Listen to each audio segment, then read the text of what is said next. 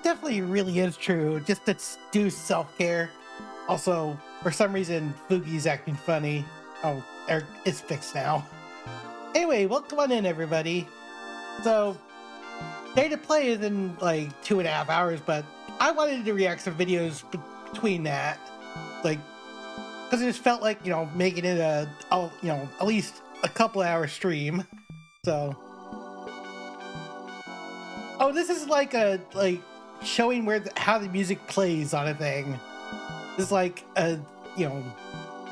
shows like for music and stuff. It's not that is a lot of piano keys, yes, but it's more showing like how the music is being played through like the sound chips and stuff.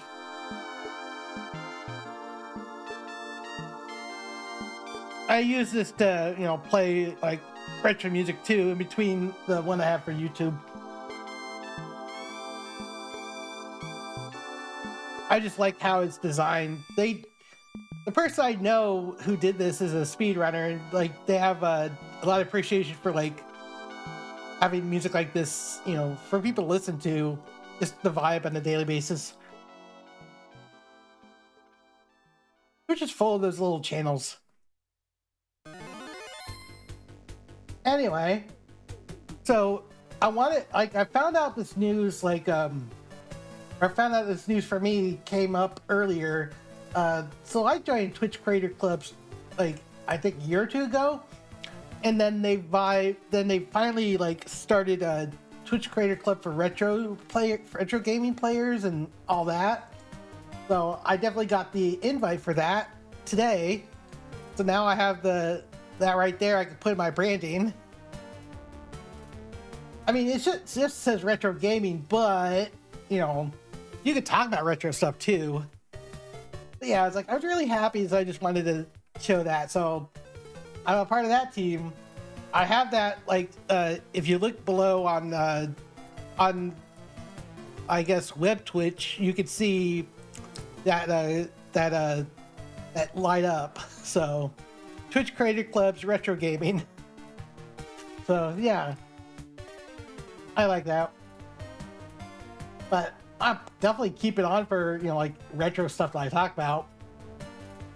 There's a few videos I have talking about old stuff, especially stuff like from a high and low perspective, the critic was right too soon. Why 90s TV wasn't ready for media criticism. Yeah, this was a short cartoon that came out with John Lovitz as the lead.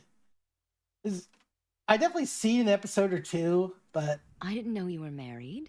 It didn't work out. I don't know why I ever married you. Hi, Bria.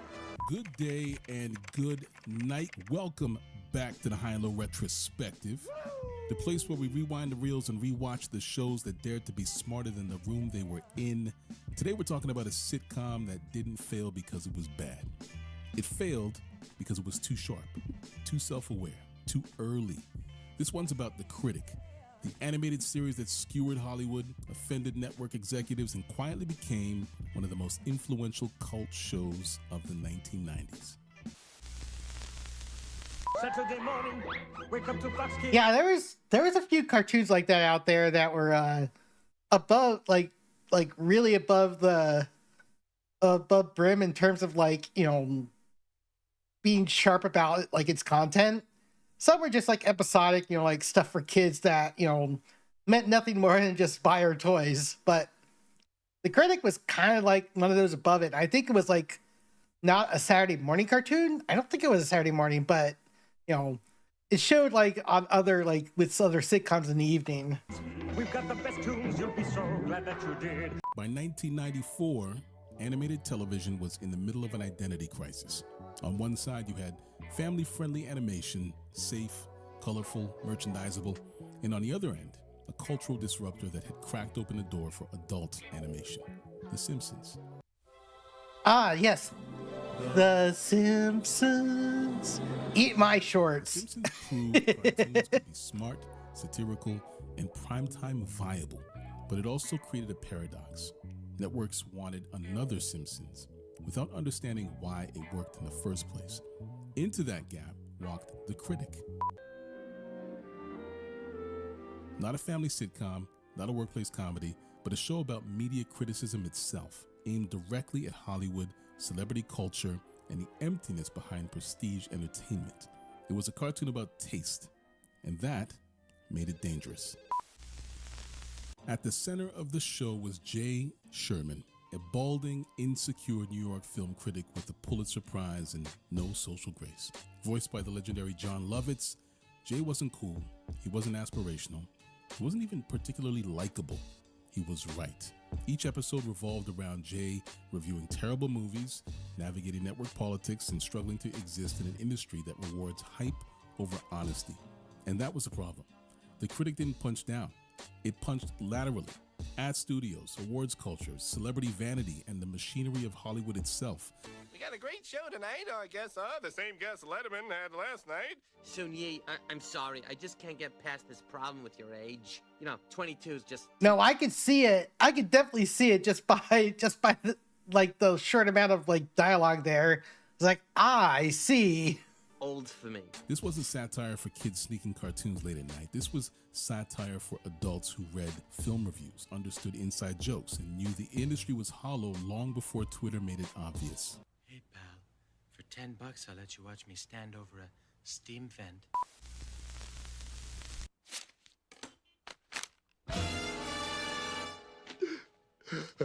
The Critic was created by Al Jean and Mike Reiss. Hey, Sage. Both veterans of The Simpsons writing room. They knew how to do character-driven comedy. They knew how to write. So it was people who were working on The Simpsons at the time. That would make sense. It seemed to have a similar flow. Jokes that landed on multiple levels. They knew exactly how Hollywood worked because they were inside it. The show was initially developed for ABC, which immediately struggled with what to do with it. The humor was too acidic. The references, too specific. The protagonist, too sad. It didn't test well, it didn't market cleanly, and it didn't care. I think by then ABC was owned by Disney, so that might have been another strike against it because, you know, it was too honest because, you know, Disney caters to Hollywood a lot too. I thought you were taking Kathy out tonight. Why do they call it taking out? I took her to a restaurant. It wasn't out, it was in. Whoa. Jay Sherman's signature line, It stinks, became the show's calling card. But it also became its curse. Because The Critic wasn't just critiquing fictional movies, it was critiquing the very industry airing it. Bad sequels, awards bait, executive interference, empty spectacle masquerading as art. Networks don't mind satire until the joke is them. It's all fun and games until you're the one who's being satirized. It's like, we don't like this. Pulls tie down from neck. Live from Hohokus, New Jersey, it's yesterday night! After one season, ABC canceled the show. Then, something unusual happened. Fox, home of The Simpsons, picked it up. Why? Because Matt Groening personally intervened, believing the show deserved another chance. A crossover episode with The Simpsons helped reintroduce Jay Sherman to a broader audience. Art Simpson, meet Jay Sherman, the critic. Oh, so that's what they tried to do to bring it back for another season. That's interesting. Oh? For a brief moment, it felt like The Critic had been saved. But the move exposed a deeper issue. Fox wanted sharper jokes, broader appeal, less sadness, more noise. What made The Critic special, its melancholy, its intelligence, its disdain for mass taste, was exactly what made it hard to sustain. Conan O'Brien! The Critic ran for just 23 episodes across 2 seasons. It didn't fail because it lacked... Okay. Yeah, I can see some of the complaints here. I don't have to say anything, do I? It didn't fail because it lacked quality. It failed because it demanded a kind of audience that didn't yet exist. In the early 1990s, television still ran on a simple rule: broad appeal or bust. Network TV needed shows that could win a time slot, pull families together, and work even if viewers tuned in halfway through an episode. The Critic wasn't built for that world. It was niche by design. Its humor relied on media literacy, on understanding how Hollywood worked, how awards were manufactured, how prestige could be hollow. Jay Sherman wasn't an underdog chasing success. He was a professional critic questioning whether success meant anything at all. That was a hard sell. At the time, film criticism itself was scarce and centralized. It lived mostly in newspaper columns, monthly magazines, and on a half hour of television hosted by Siskel and Ebert. We look at The Critic, the new animated TV series about, can you believe it, a movie critic. I like it. They got kind of a Siskel and Ebert thing going. That feels that's way too self-aware of each other. It's like, oh, we'll review this about, The Critic, about a critic who reviews bad movies. That's just up our neighborhood. Critics weren't peers. They were gatekeepers, and audiences didn't necessarily trust them. So when the critic centered a depressed, anxious tastemaker who hated movies, it didn't feel relatable. It felt antagonistic. Networks didn't know how to market it. Audiences didn't know how to place it. And a system built on immediacy and ratings had no patience for a show asking viewers to think about entertainment while consuming it. The result was predictable: cancellation. Not for lack of insight, but for lack of alignment. Here is the irony. Everything that made The Critic unworkable in the 90s is exactly what would make it successful now. Today, criticism isn't scarce. It's everywhere. Podcasts like The Big Picture, Blank Check, or The Film Vault, YouTube essayists like The Nerd Writer or Dan Olson on Folding Ideas, TikTok breakdowns by Cinema Joe and Kit Laser, and the social activity on Letterboxd reviews in general. Taste is no longer handed down from a few voices at the top. It's negotiated publicly, socially, and constantly. We don't just watch movies anymore. We discuss them, we rank them, we interrogate them. In that world, in a way, because we all have, a lot of people have voices now. It's like, basically this is like something that happened that eventually became more popular in the last several, 7-8 years. So it's like, if only it didn't try to come out then. And imagine if someone tried to revive this now. Is like, man, they throw a lot of tomatoes at everything. Sherman doesn't feel alien. He feels familiar. He's the podcaster who says what audiences are already thinking. He's the YouTube video essayist who cuts through the hype. The critic whose honesty earns loyalty, not resentment. More importantly, audiences today understand systems. They know about studio interference, franchise fatigue, award campaigns, and IP exhaustion. Media literacy isn't niche anymore. It's baseline. And unlike the 90s, success no longer depends on winning a single time slot. Streaming platforms reward specificity.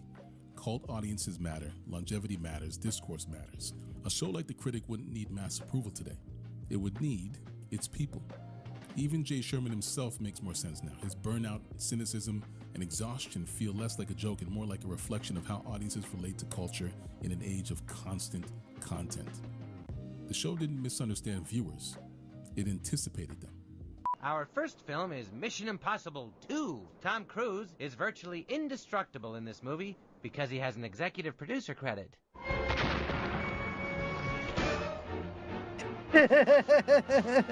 In 2000, The Critic briefly returned, not to television, but to the internet, with a set of short webisodes. Long before YouTube, before podcasts, before online criticism became a cultural engine, the show had already abandoned broadcast entirely. Once again, it wasn't wrong. It was just early. My show has appeared on ABC, as well as the Fox network. Ouch! Dang, that's a rough burn on Fox. Jeez. So that's the High and Low retrospective on The Critic, a show that understood Hollywood before Hollywood was ready to admit it, a cartoon that created intelligence as a feature, not a risk, a reminder that some art doesn't fail. It just arrives early, because sometimes the harshest review isn't the one that ends a career, it's the one history agrees with later. Hey, thanks for watching. I appreciate you. Like, comment, and subscribe for more deep dives into the shows that challenge the system and paid the price for it. Until next time, stay critical, stay nostalgic, and remember, Yeah, there have been plenty of shows like that. There's like you fit this, but not in this like era of time. If you started like later, you would have been more successful. It's like I don't. There's so many shows that fit that mold. It's just like is I can't really think of them right now, but it's like, if I talk to somebody about it, it's like, oh yeah, this show probably came at the wrong time, and if it was in this, this like era of time, it probably would have like been a lot more successful. But this is why, like, being able to see DVDs of this, to react to is like, hey, you know what? This is still relevant today, but it's not to like a mass audience like it used to be. Excuse me, the show's over. Get away, Pipsqueak. That's why I love her.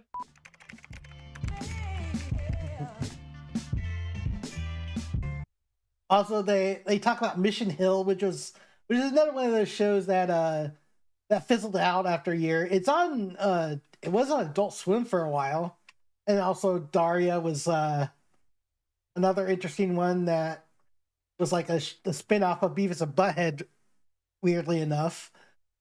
So anyway, yeah, that was just an interesting look back at that show, because I can understand why, like, it wasn't sought after back then.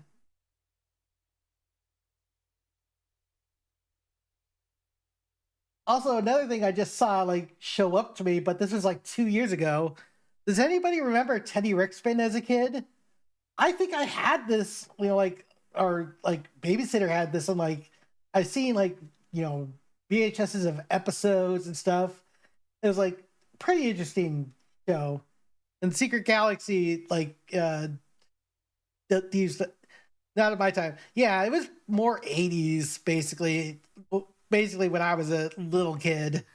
One of the best-selling toys of all time, most people know Teddy Ruxpin as an animatronic talking teddy bear who narrated children's stories for 2 amazing years in the 80s. But here's the thing, not only is he not a bear, but his origin actually traces all the way back to 1958 and his creator, Ken Forsee.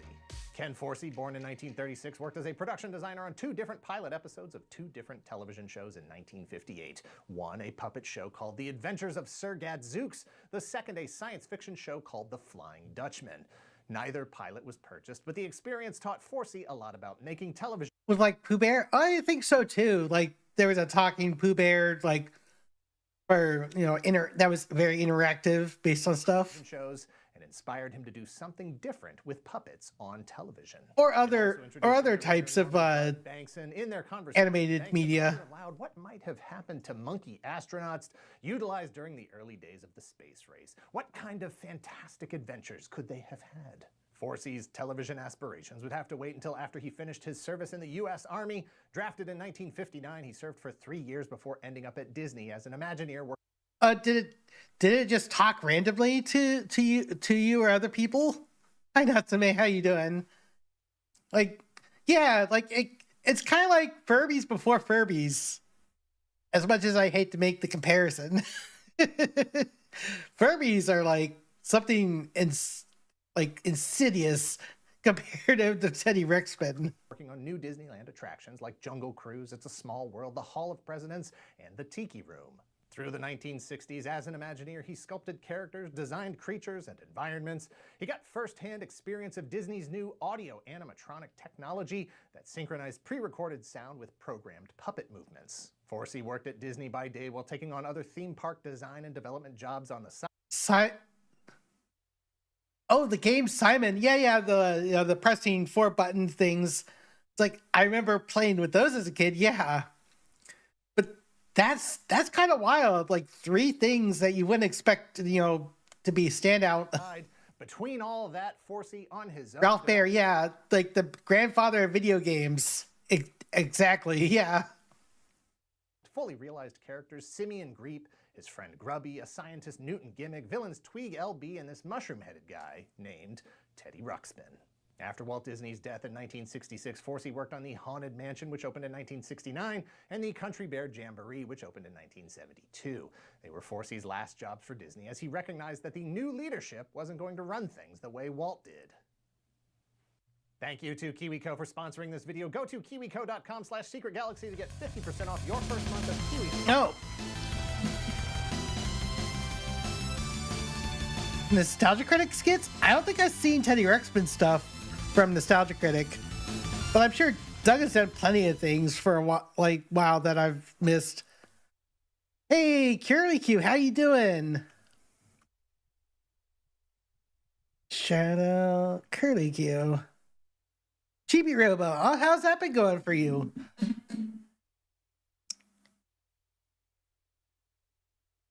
Yeah, good day. Hey, how you doing? Well, you're here early before the the state of play, but ooh. But I do keep up with Nostalgia Critic stuff, recently, but not as I've been keeping up with too many other things lately too. You're playing on the Nintendo Switch Online for that, right? If I remember correctly, it is on there for GameCube, right? Okay. Yeah, I was wondering. I didn't know if you were emulating it or just playing on there. Well, welcome on in. We're talking about the rise and fall of Teddy Ruxpin. Today, the world is full of hollow, mindless activities designed to keep you and your kids busy, scrolling through an infinite stream of content.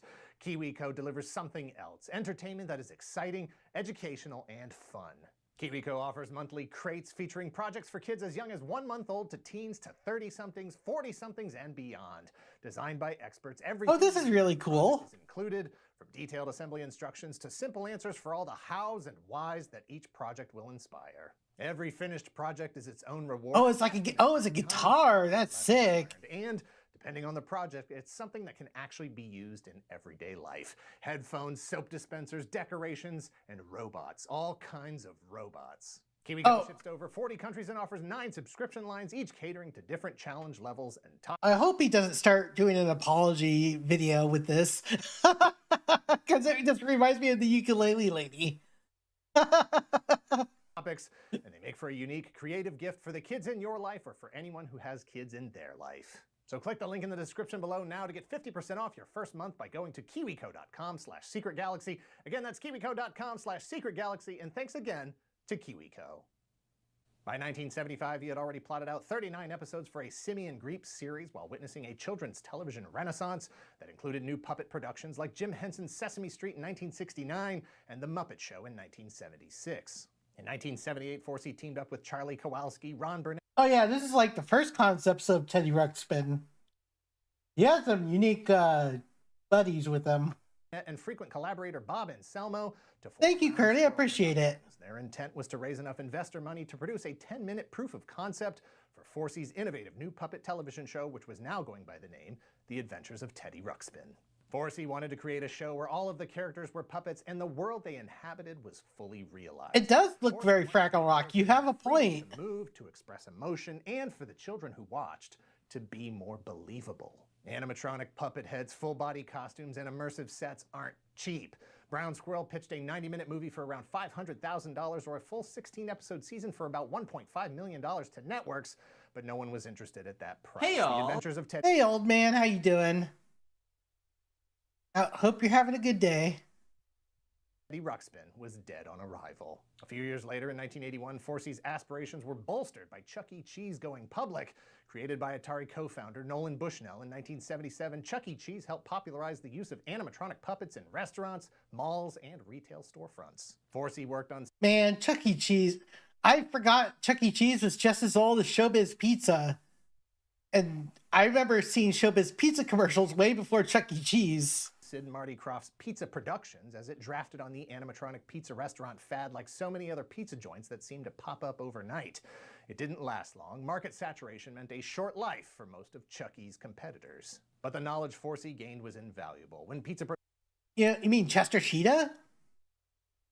I don't remember Chester Cheetah trying to be a streamer. I know, Tony Tiger, Oh, I thought you were talking about Cheetos Chester.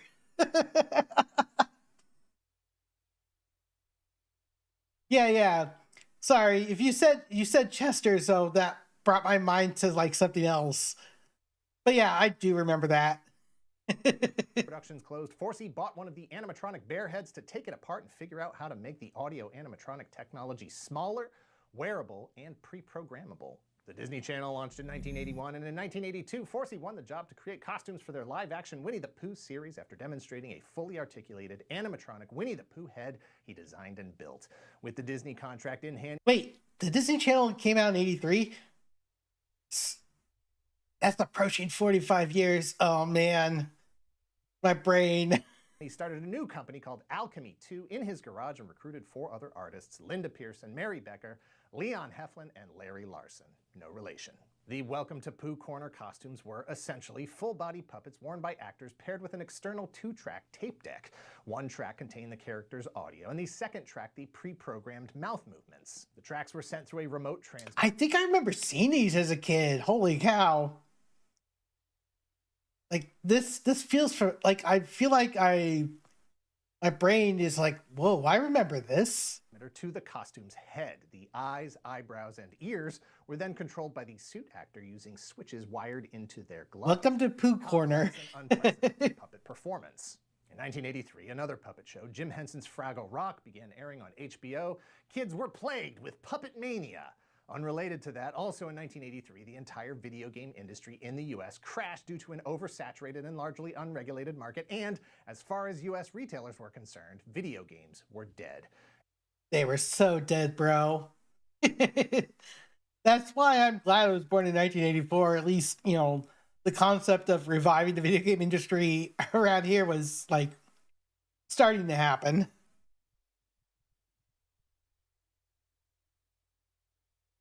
Too Smart for Strangers, a classic riff. Oh, okay. I don't remember Too Smart for Strangers. I think I remember seeing that. Like borrowing a video or VHS from the library. Holy cow, that's a deep cut. And that left a lot of people from the tech sector unemployed and looking for work. That said, by the end of 1984 in Japan... Oh man, I do think about that. I think I did remember seeing that. Like with the watching a tape. It's like... Yeah.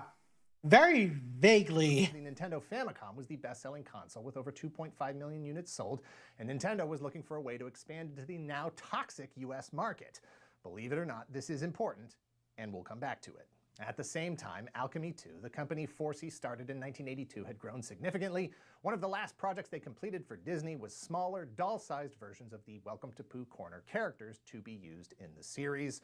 Forsey recognized that technology would allow for the previously external tape player to fit inside the smaller, doll-sized animatronic puppets. This was a perfect toy for Disney to produce and sell, animated talking dolls. I think I do remember touching this as a kid.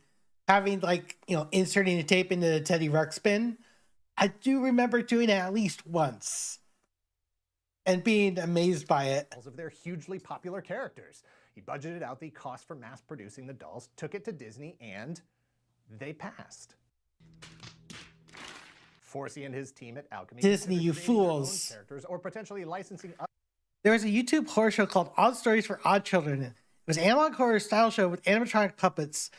It's a show that takes place in the same universe as horror game as 1, 2, 3, Slaughter Me Street. The main animatronic is the altered Teddy Ruxpin. Getting his little by putting a male tape into Teddy Ruxpin. Oh my god, that's a recipe for like needing to exercise. Also, hey Snuggle, how you doing? I hope you're well. I'm just, you know, I know you've been gaming almost daily, but I need to catch more of that. Other characters to utilize the technology. Better yet, Forsey was convinced that they should make an updated version of the classic teddy bear until fate. If you put a metal tape in a Teddy Ruxpin, it basically sounds like something from Death Clock. Intervened. Sadly, in August of 1984, Ken Forsey's wife, Wendy, passed away. Her death served as a reminder to Forsey of his own mortality and convinced him to prioritize the thing that he had spent so much time working on. It is. I think I remember at least messing with a Teddy Ruxpin as a little kid. and being fascinated by it, not knowing like what it was meant for. Teddy Ruxpin, a lifelong side project, became the project. Within a month, Forsey had a working prototype. Forsey's company Alchemy 2 was low on funds and desperate for a corporate partner. Forsey took Teddy Ruxpin to Hasbro, who were interested but couldn't see a way to get it to shelves in less than 3 or 4 years. Alchemy 2 would be out of business before it shipped. Fortunately, Forsey connected with former Atari executive Don Kingsborough, who not only believed that Teddy could be produced in less time, but he wanted to buy the rights to do it himself. From the New York Times in December of 1985, as the video game fad passed... But as a video game fan, man, that does not age well when you see that. Atari basically just ran it into the ground and made it like so unrecognizable. Like all other countries were like having their own like video game like renaissances. Trying to think of word plural the Renaissance. But I was like, yeah, we were stuck with like, you know, people with poor life choices, you know, causing the issues. And it took like people at Nintendo to fix that. Dozens of fun-loving Atari engineers had to find new jobs. That, as well as the general slump in electronics, has fueled the surge in toy design. In February of 1985, Kingsborough... Oh yeah, I think I remember like talking about that before. And it's like, yeah, they missed really hard on that also. Created a new company with several of those former Atari engineers and executives called Worlds of Wonder. Their explicit goal was to manufacture and sell Teddy Ruxpin and Teddy Ruxpin-related products. Kingsborough convinced investors that Teddy could clear $50 million in sales within a year, and he was right. Also, as if to spite Hasbro, Worlds of Wonder had Teddy Ruxpin on shelves in time for the 1985 holiday season and an incredibly short 10-month turnaround. To promote 10-month turnaround, geez. So by the time it came out, I was like just one. And that's probably why I remember like as somewhere between 4 and 5 years old messing with a Teddy Ruxpin. Teddy Ruxpin Alchemy 2 partnered with the ABC network to finally bring Forsey's dream project to life, a live-action Teddy Ruxpin special. It cost $1.5 million and was... Oh, that's so cute! ...segments that aired November 30th and December 7th, 1985. The Adventures of Teddy Ruxpin introduces Teddy Ruxpin the Eliop, not bear, he's not a bear, and his octopede friend Grubby. The two friends embark on a magical journey in search of the treasure of Grundo. Along the way, they make new friends and... I feel like I've seen this before. According to Wikipedia, quote, Eliops are humanoid bear-like creatures with kind dispositions that reside in modern Relonia after a forced mass exodus from ancient Grundo, where they had an advanced... So that worked with the cassette tapes. Not bears. Yeah, I know exactly. And I feel like that they did have some connections with like Sesame Street, looks like too. So it's like, it's not that far-fetched. ABC and Alchemy split the production cost, and while it was ultimately too expensive to produce as a continuing series, the investment in the live-action special paid off. It was a ratings hit that aired multiple times over the next few months, sold millions of copies on home video, and moved a lot of Teddy Ruxpin dolls. Worlds of Wonder did roughly $70 million in its first year with Teddy Ruxpin, even better than the Cabbage Patch Kids did in their first year in 1982.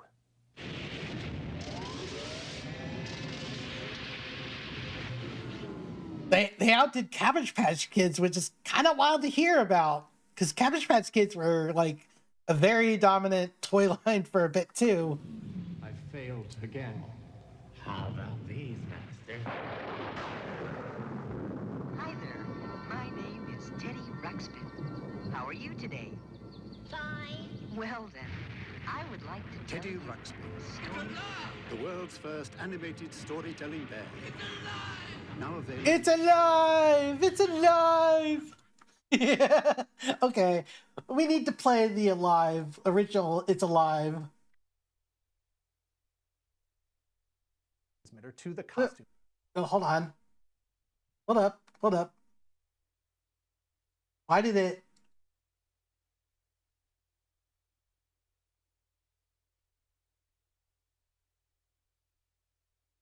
Okay, yeah, here we go.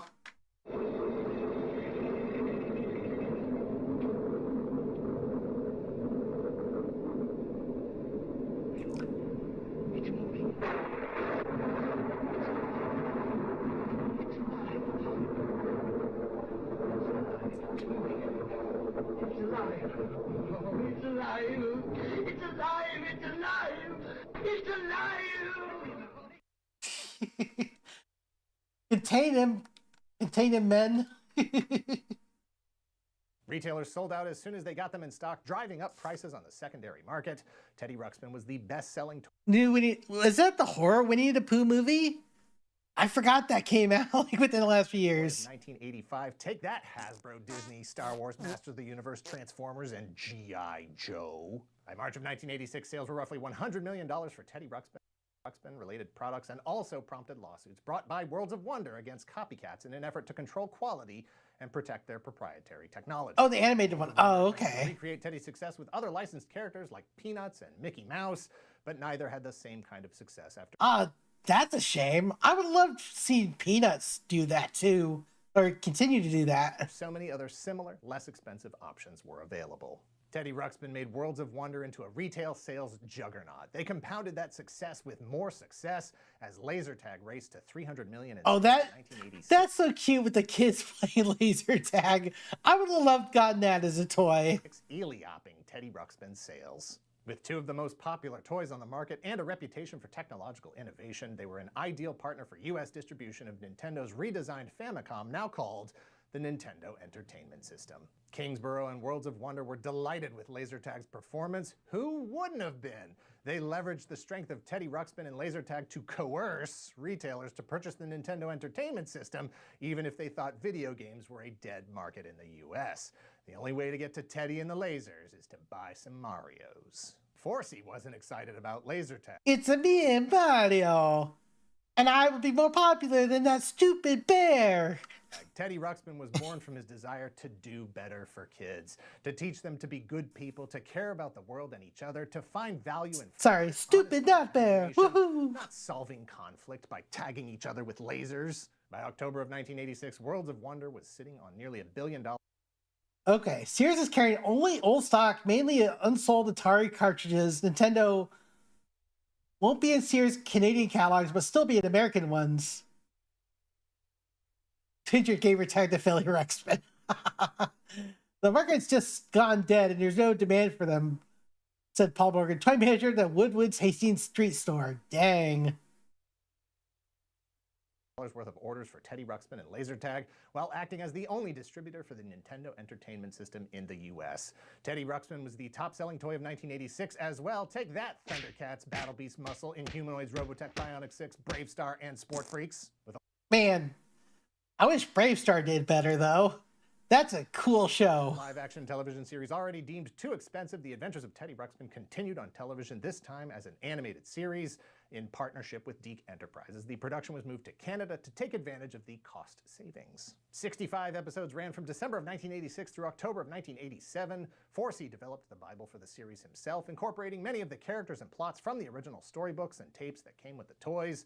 Other writers expanded the world to new places with new characters and conflicts. I wonder if I saw this on Disney before, or something similar to that, because I remember seeing select episodes.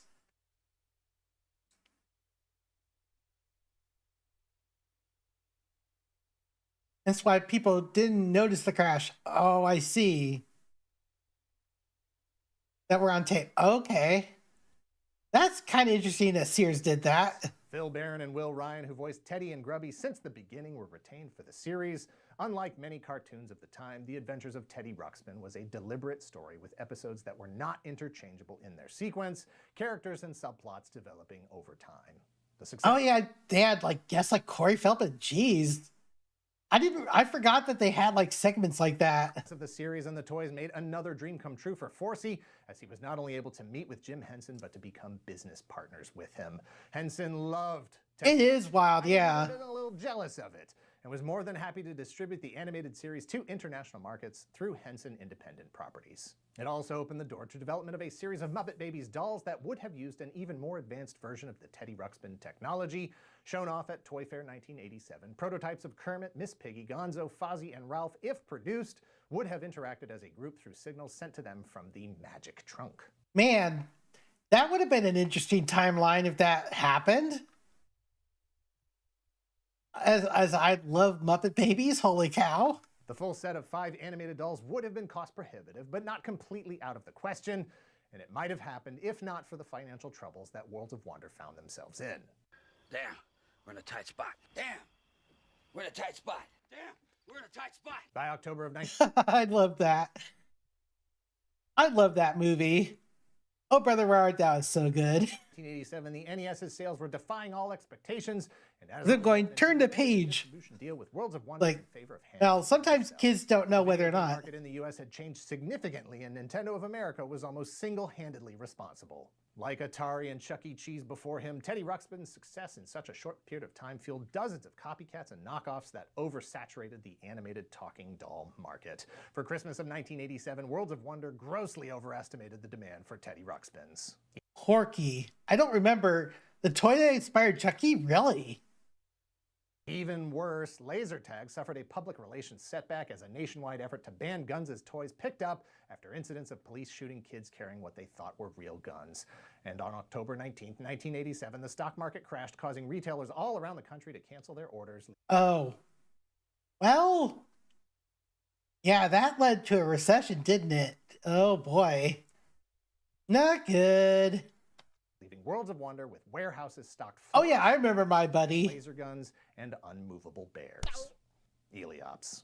Worlds of Wonder stock went from $30 a share to less than $2 a share. With their businesses so closely connected, when Worlds of Wonder crashed, it almost took Alchemy 2 with it.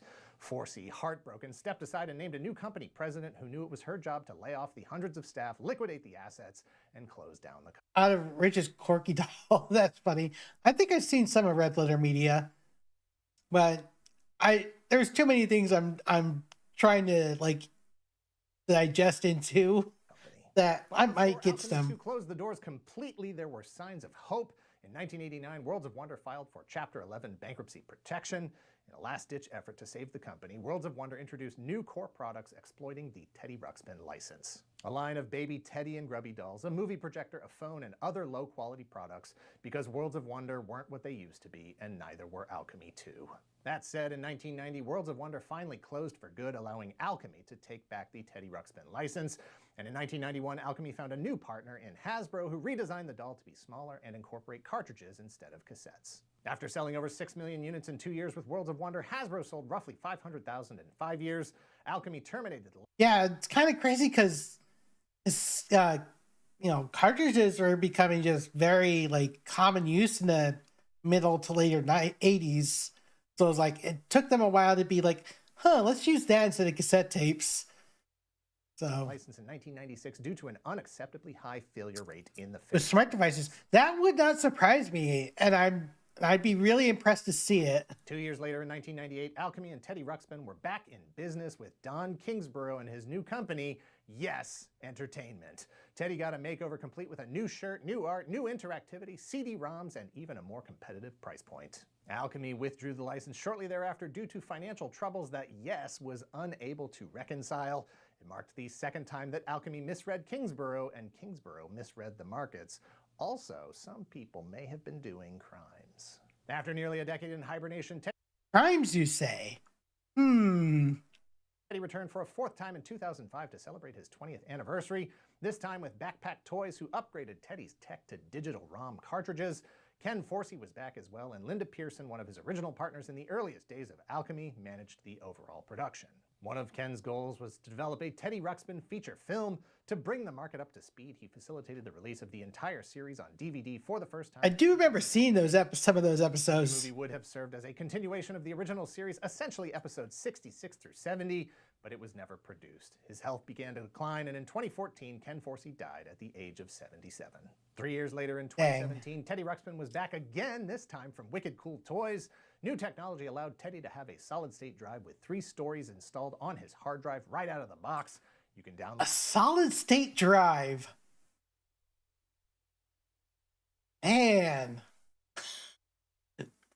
they went like above and beyond. Additional stories through the app.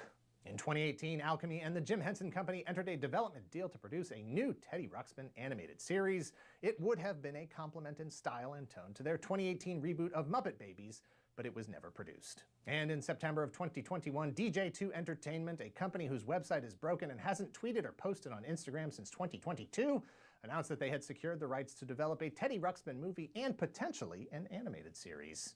According to DJ2 Entertainment founder and CEO Dimitri Johnson, he'd been trying to acquire the rights for nearly 7 years as the stories had captivated his imagination as a child. Look at this released, this video from Secret Galaxy was 2 years ago.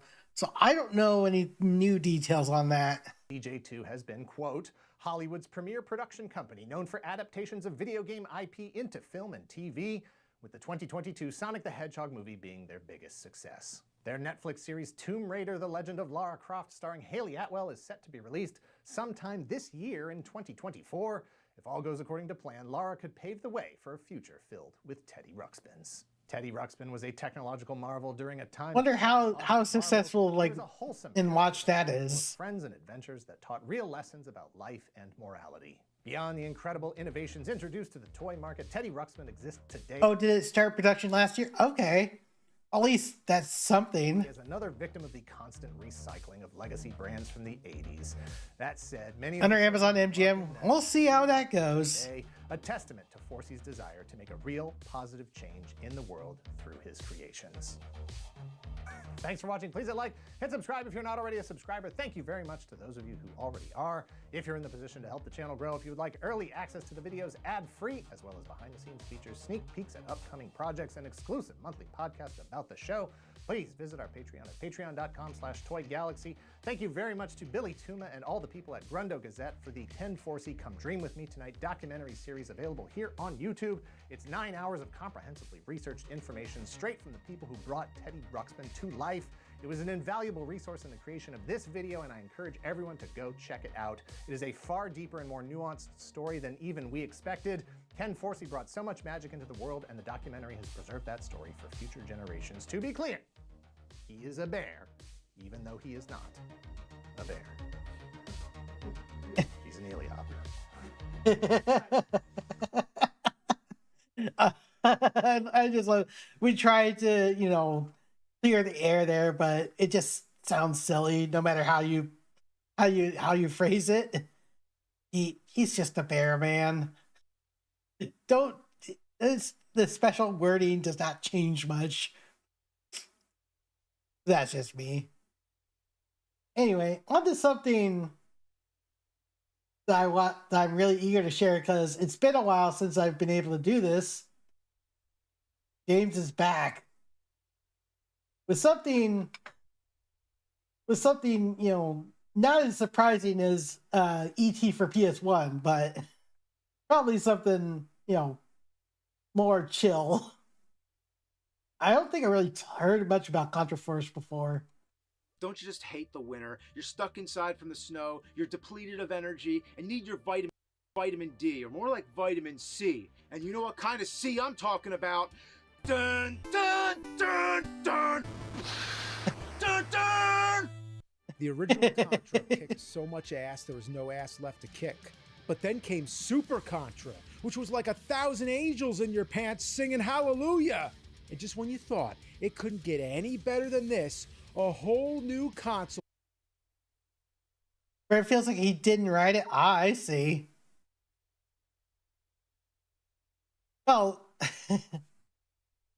maybe is it a problem that he has people helping him? Or clearly is, yeah, so, I mean, if sometimes he, you know, needs help, is that a problem?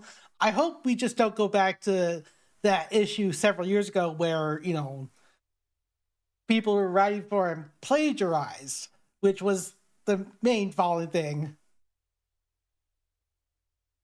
Superseded Contra Alien Wars. I know. The Super Nintendo descended from the heavens and bestowed upon humanity Contra.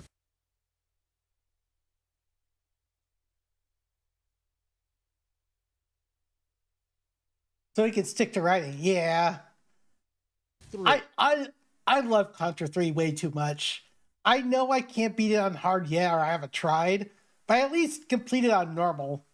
But it feels like I had to go to Contra Spirits to like get this best ending on normal, which is frustrating. My God, this rocks! By now, we were thinking, can you imagine what they got cooking for Contra 4? And then later, that same year of 92, we did get another Contra game. A little too soon, perhaps. Maybe they should have let it cook a little longer. Speaking of cooking, I'm kind of hungry. Wonder what I could eat right now. Oh, here's an idea. Have you ever had one of those days when it's hard just to fit a meal in, let alone something a little more high-end from a restaurant? I've been there many times, but ever since I started using today's sponsor, Cook Unity, they've always got my back. Cook Unity is the first ever chef-to-you delivery service. Maltese fucking yeah, like that background's really cool. Like all the references to movies and stuff is really nice. Reskin just releases a new Contra title. Yeah. Want to eat well and try all different kinds of food in the process. With over 400 chef-crafted meals to choose from, including something for every one of your dietary needs, I can guarantee you'll find plenty of dishes that you'll love.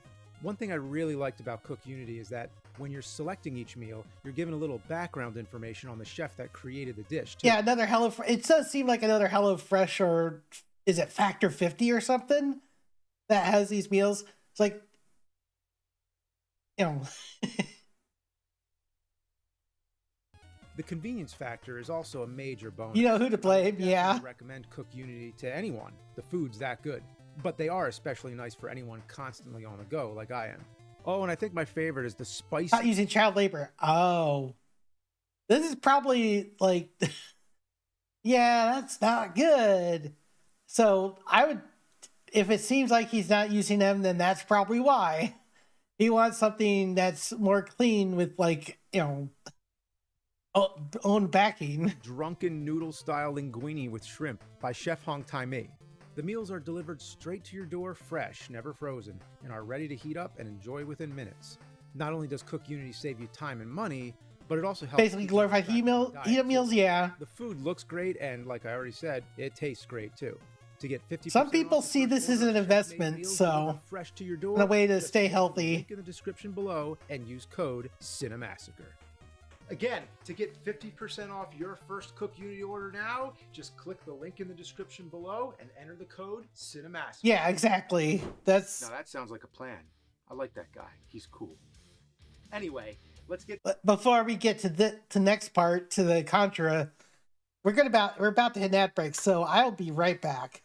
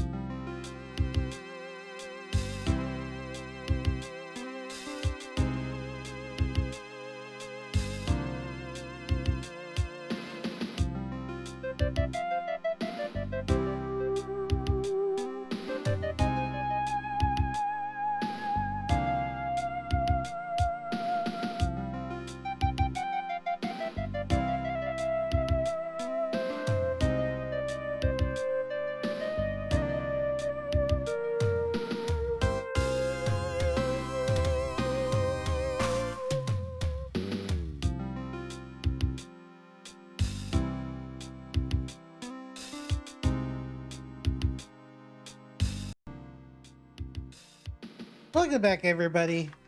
All right, back to Contra Force. To the game. The follow-up to Contra 3. Let's pop this fucker in. Hey, Taco. How you doing? Oh, wait a minute. Something's wrong here. What's this? We're going back to NES. Yeah. Now, just to be clear, there existed good NES games after the launch of the Super Nintendo, but doesn't it feel like a step back? Well, no worries. I mean, it has the Nintendo seal of quality. It's made by Konami, so as long as it's good as the first two, no worries. The game starts up and there you go, Contra Force. You look at that familiar logo and think, cool, we're in good hands, right? Now we have a character select screen. Well, that's new, kind of cool, but what's the deal with this guy's nose? He looks like a clown. Seriously though, what's the reason? And this other guy's named Beans. Beans. What kind of name is that? I guess it would make more sense if the other three characters were named Pork, Rice, and Shit Sauce. Anyway, we start up level 1 and something is off. Yeah, it kind of looks Riding Beanish. I would agree with that. The graphics are still pretty nice for NES, but the characters are off style with its previous 8-bit predecessors. I mean, you're running around in a life preserver jacket like Marty McFly. This must be an entirely different game engine. He does look kind of like Marty McFly there, except more buff. Does not look or feel anything like Contra. You can only squat, unlike the other Contras where you can get down in a military prone position. Unless we have Metal Slug at home, yeah. You pick Beans. They made it so he's the only character that can go prone for some stupid reason. Also, while you can still shoot diagonally, you cannot shoot down diagonal while running. That is a pretty specific limitation. That is a problem. Slow down. Look at this. I'm getting lag like I'm dredging through pea soup. That's right, hot boiled piss. Why am I moving so slow? Wait, now it's blasting me across the screen at light speed. Make up your mind already. Slow, fast, It's like a modern action movie where everything slows down to bullet time and then speeds up again. Yeah, the choreography for 300 is pretty cool, especially since they had a lot of that. But yeah, you don't want that in your games. Maybe that's what they were going for. Actually, probably not. All I can say is it happens at the worst times and ruins your day. I'm sliding down this slope and my ass is sticking to it like it's a hot slide. Kind of like the Jackie Chan movie, Who Am I? Except now in slow motion.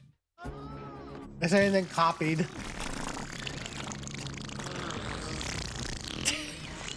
And don't adjust that dial, kids. That's not your screen. This game... I mean, it's not an AVGN video without some poop jokes. ...has a serious flickering issue. It's borderline seizure-inducing. You know, I'm beginning to think there might be something wrong with this game. Yeah, I wonder. I mean, if it looks like this, it wouldn't surprise me by that logic. Was it called Contra Force because they forced it out? Or forced it in like shoving a rhino turd into your ass? It's as if the previous Contra game served as a countdown to when the diarrhea floodgates would burst open. But now, 2/3? The game's true history, or shitstory. In 1991, a shitty game known as Arc Hound was planned for release in Japan, but was canceled because the shit that this hound left was too smelly. Konami scooped up the shit, bagged it, and threw it in the garbage can. Then some jokester took the bag of shit. I like the shistory icon. It reminds me of the History Channel logo. That's a good touch. Contra Force on it, shipped it to America, and we got it in our faces. It infiltrated our beloved Contra franchise like a big Trojan horse. Fuck you. In short, it's not a Contra game. Surprised? So now you're probably thinking, oh, Ernest jump scare. Okay, disappointing game because it's compared to Contra when it wasn't originally meant to be a Contra game. Well, Vern, this ain't Contra. Do you know what happened, Vern? Yeah, that's part of it, but hang tight, and you'll see why this game would still disappoint even if it was called Action 50 Force. It's deceivingly bad. It looks okay. Action 50 Force? Holy cow. He's He's compared it to Action 52 levels of awful. Hey, and I will say it has some interesting ideas. First is the weapon upgrades, which don't work like other Contra games. Here, instead of picking up a weapon and instantly gaining the ability, you have to collect these glowing briefcases and build up your meter until you have enough energy for the weapon you want. It's kind of similar to Gradius, where you can unlock weapons and activate different abilities depending on the amount of power-ups you have saved up. This is the biggest curveball this game throws at you. Even when you select your character, you think all these guys are going to have different weapons, but it's the same pea shooter that doesn't even reach across the screen and doesn't even give the goddamn courtesy to give a reach around. So sometimes you're in a shitty area and can't hit the enemies. Otherwise, your bullets just fizzle out like farts on a windy day. And do not get the grenades. There is such a short range too. Contra. Look at the arc on this thing. I can't hit anything. And the explosions don't even hurt anybody. Are you kidding me? You need to actually hit them with the grenade itself? You might as well be throwing rocks. Could you imagine watching a war movie and the grenades are totally ineffective unless they hit someone right over the head?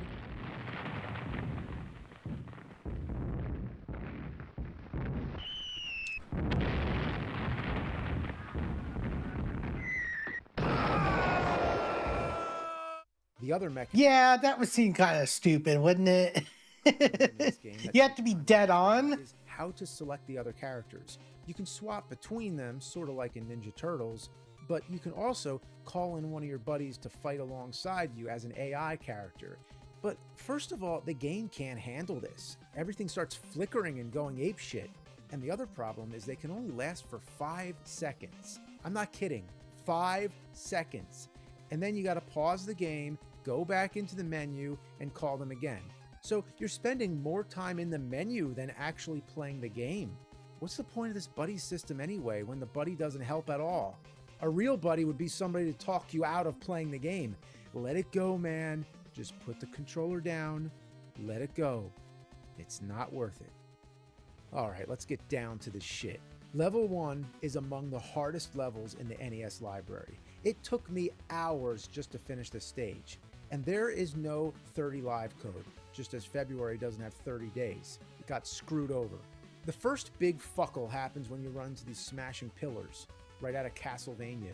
Well, Contra had them too, but see, I thought of Castlevania first, because this game ain't Contra. But if you look at the other Contra games, you'll know they had a pattern. Yeah, a pattern! But is there any pattern here? No, it's just a fucking free-for-all.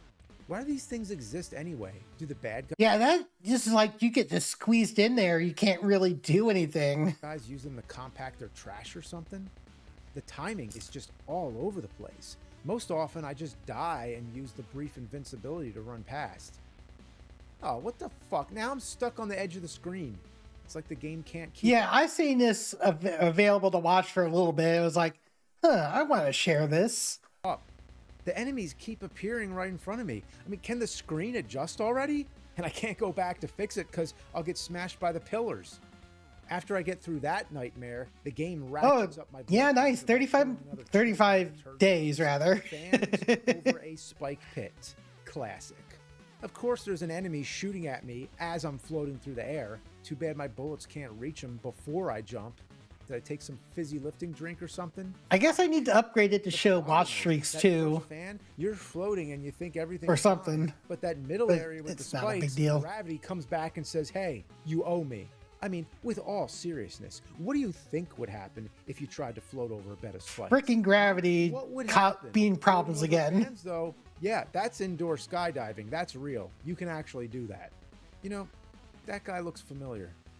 But anyway, the point is, flying over fans is something that actually works in real life. But flying over spikes, I'm willing to bet, wouldn't be a very popular activity.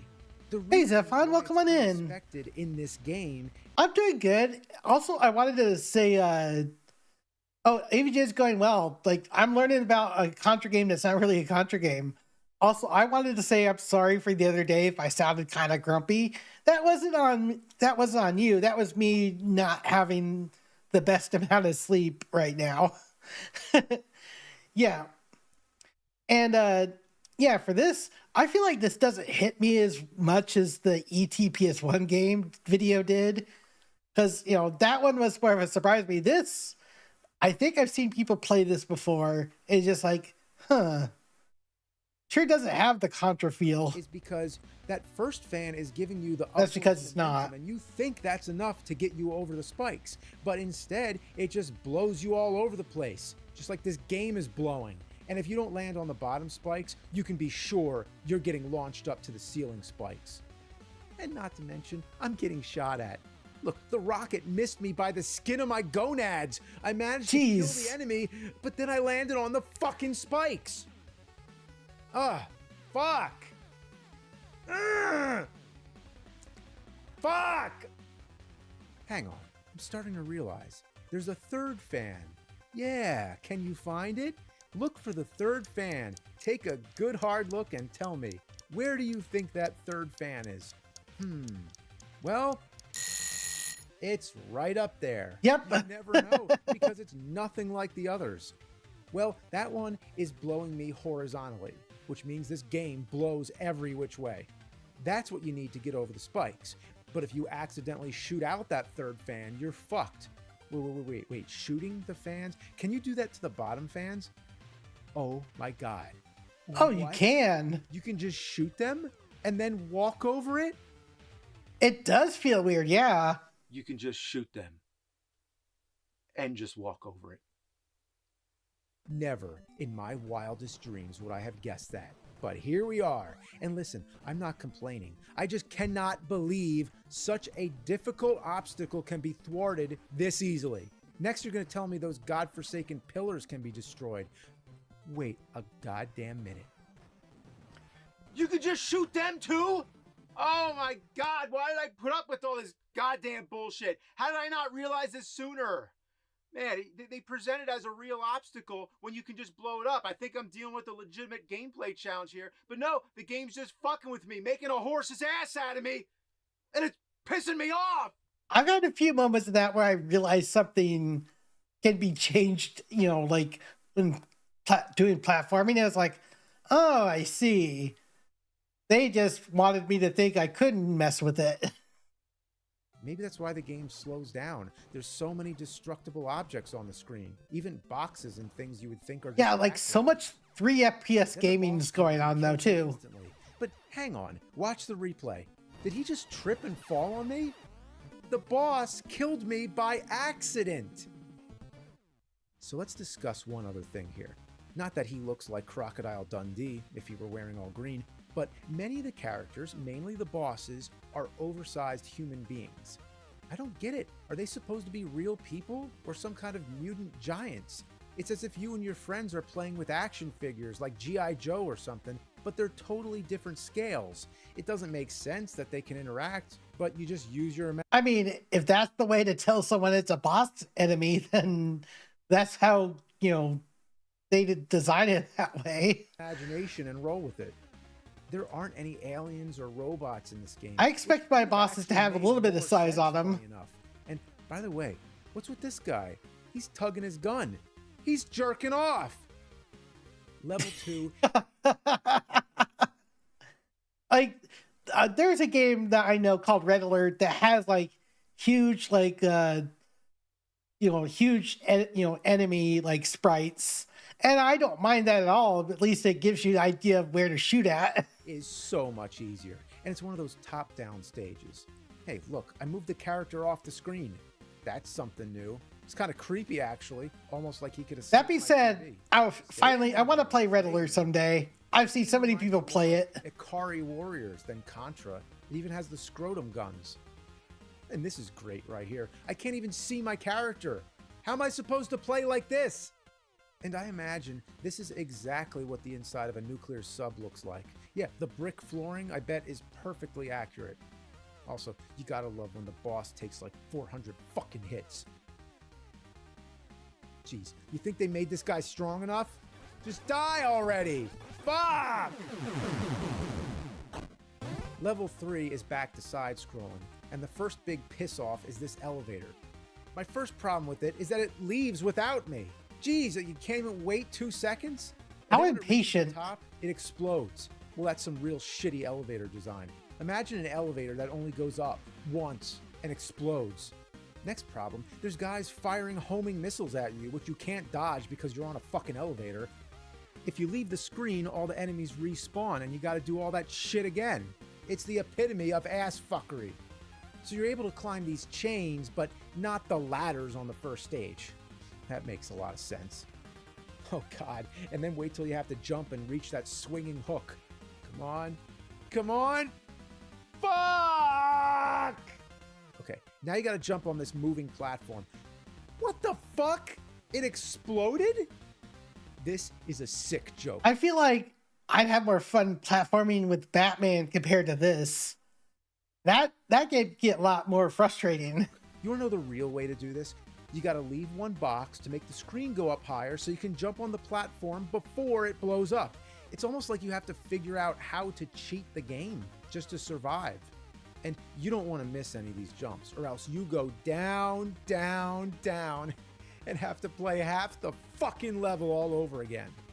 Level 4 is back to the top down. It really is, yeah. I will say this is very much like I need to get back to finishing it someday. It alternates between standard side-scrolling levels and then some kind of different style, whether it be 3D or top-down.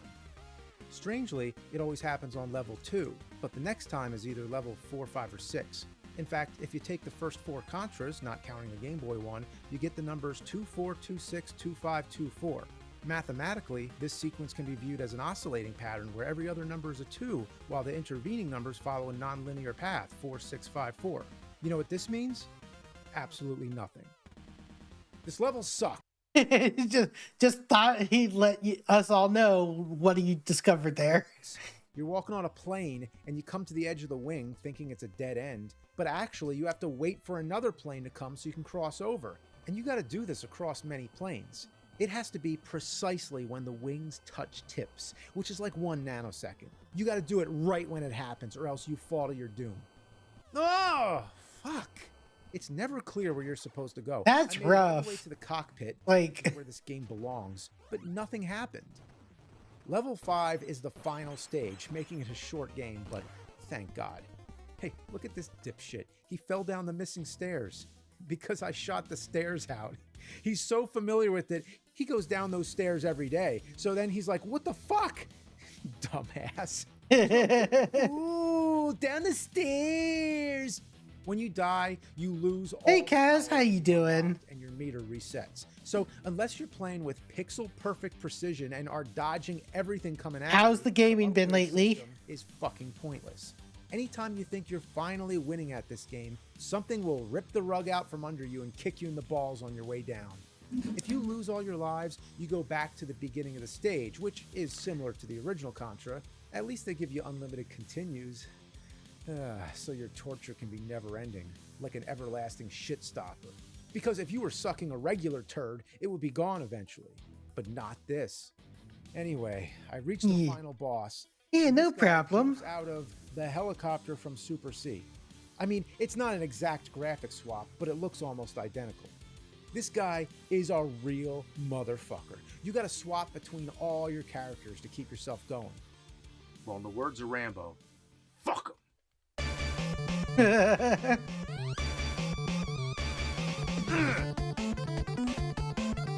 gonna do it.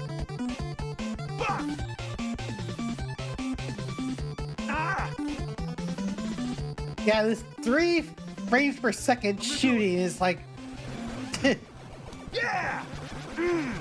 Finally! You're waiting for the mob spawner to work, I see. So then you get an end screen which says you won, but you didn't win? Several things left unsolved. A suspicious figure is lurking behind him. What is it trying to say? This game is rather profound. You know, to quote Orson Welles, the only difference between a happy ending and a sad ending is where you decide to stop. In a nutshell, one that's been shot out by a squirrel, I'd say for a game like this... Look at them all JoJo posing. It is quite shocking they would market it as a Contra game. And to do this merely 6 months or so after Contra 3. I mean, it could have been a clever tactic if the game wasn't an abominable catastrophe of ass. And if you had Contra 3 sitting in your Super Nintendo system, why would you even go near this?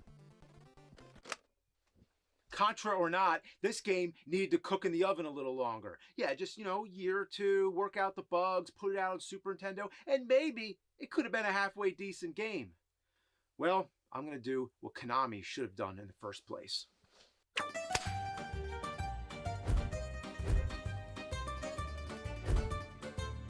Let him cook. Oh, the Power Glove is a oven mitt? That's sick.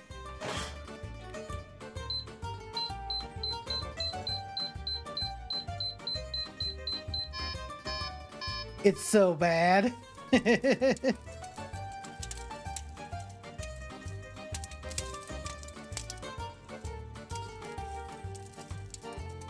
Before videos too bad. Nah, I don't think he's gonna pull that. But oh, there we go.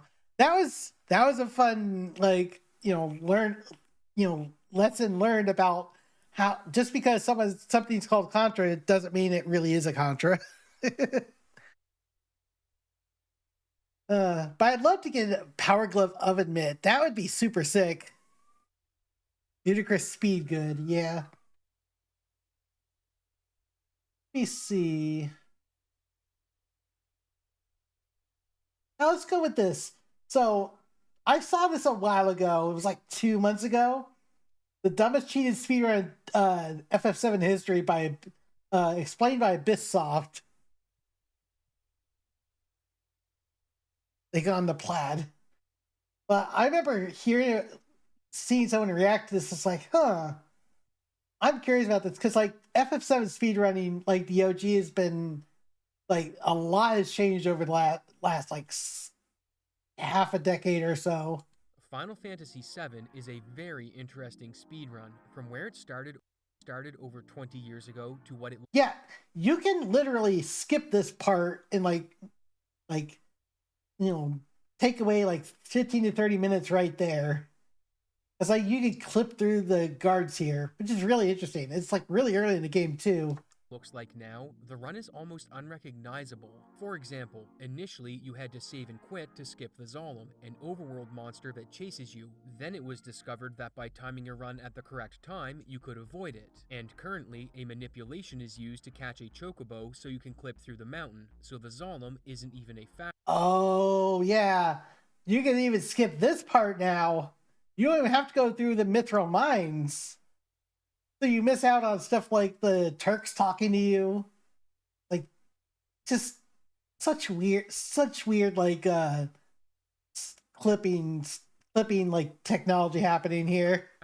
Clipping through the mountain relied on an exploit with how the game stores triangles in memory, and a few years later, bypassing the highway. I mean, I kind of miss having the highway to begin with, if that's the case. After more research, this same trick was being used to walk across water, effectively skipping all of Disc 1 after Midgar. As time moved on, players pulled the game apart at the code level, figuring out how everything worked so they could optimize or break it. And random encounters were one more thing they solved. Yeah, if you become Jesus, you can get through the game really quickly. In the 2010s. In the 2000s, runners would to keep Aerith. That's funny, but she doesn't really have that much use after a period of time, right? Wexel's world record, detailed step routes were created that had runners avoid problematic random encounters for the first disc of the game, with a full game step route being implemented in 2013. As time went on, the code behind encounters was deciphered and fully understood, resulting in maximally optimized step routes being created. So, and then in the entry cutscenes, but that's it, yeah. Players are so familiar with the game and how it works, how easy do you think it would be to get something past one of them? FF7 has some of the most yeah, like some of these, like, people have been doing this for a long, long time. Like, Zaheel, Freak, Dash Retro Caleb, Brutals, Dilbings, RG Destroyer, Neon Genesis. Like, this used to be like an 8 or 9 hour speedrun, and now it's just like dropped considerably. And this is the PS1 version. The PC version is even like faster. Dedicated mods in all of speedrunning, as they spend hours of their day verifying the runs submitted across Carnage. all the different categories. And they don't just check the start and end time, they check everything. Muskie's on there. You can watch some of them do it live, as Dash Retro often streams himself doing run verifications, explaining to viewers why certain strats are used and offering the runners critique and feedback on what they can improve on, which brings us to November 2nd. The problem with someone that knows how the game should behave in every situation is that they will notice any deviation from what's... I'm sure they had to create a no major skips category, because there a lot of these skips, like, you know, changing the dynamic of the speedrun by miles. Expected, even across a 7-hour run. And as Dash was verifying this run, parts of it raised suspicion. But one action in particular had him ask the question, how the heck did that happen? In today's video, we'll go over everything he uncovered, why it's suspicious, and look at the proof that definitively shows something happened when it shouldn't be possible. There are lots of ways to travel the overworld in Final Fantasy VII, and even though it has a submarine, one thing it's missing is an ocean ferry. Downloaded them ahead of time. I mean, normally you want to keep that just for you know, backups to the backups, right? But Old School RuneScape is back to sponsor another video because they do have ships, as they just added the sailing skill. Sailing is the first new skill in Old School RuneScape's history, and it launches on November 19th, letting players set sail from existing ports, discover new ones like Pandemonium, and explore the seas of Gielinor. The ocean is divided into 3 different types, with each having its own requirements for successful navigation. And when it comes to manning your ship, you can use NPCs or... Yeah, that's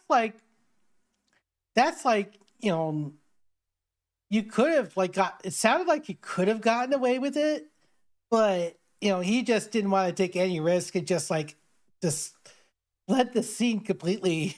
Or invite friends for a multiplayer experience. Ships come in many different varieties, with the option to customize them for combat, transport, or resource gathering. Included in this update are over 30 new islands and landmasses to explore, with new enemies like the Kraken and Frost Dragon, and ways to level up other skills included in this massive expansion of the game world. Try Old School RuneScape's brand new sailing skill now by using my link osrs.game/Abysoft. And with that, Oh, what does Final Fantasy VII, the original, is when it released?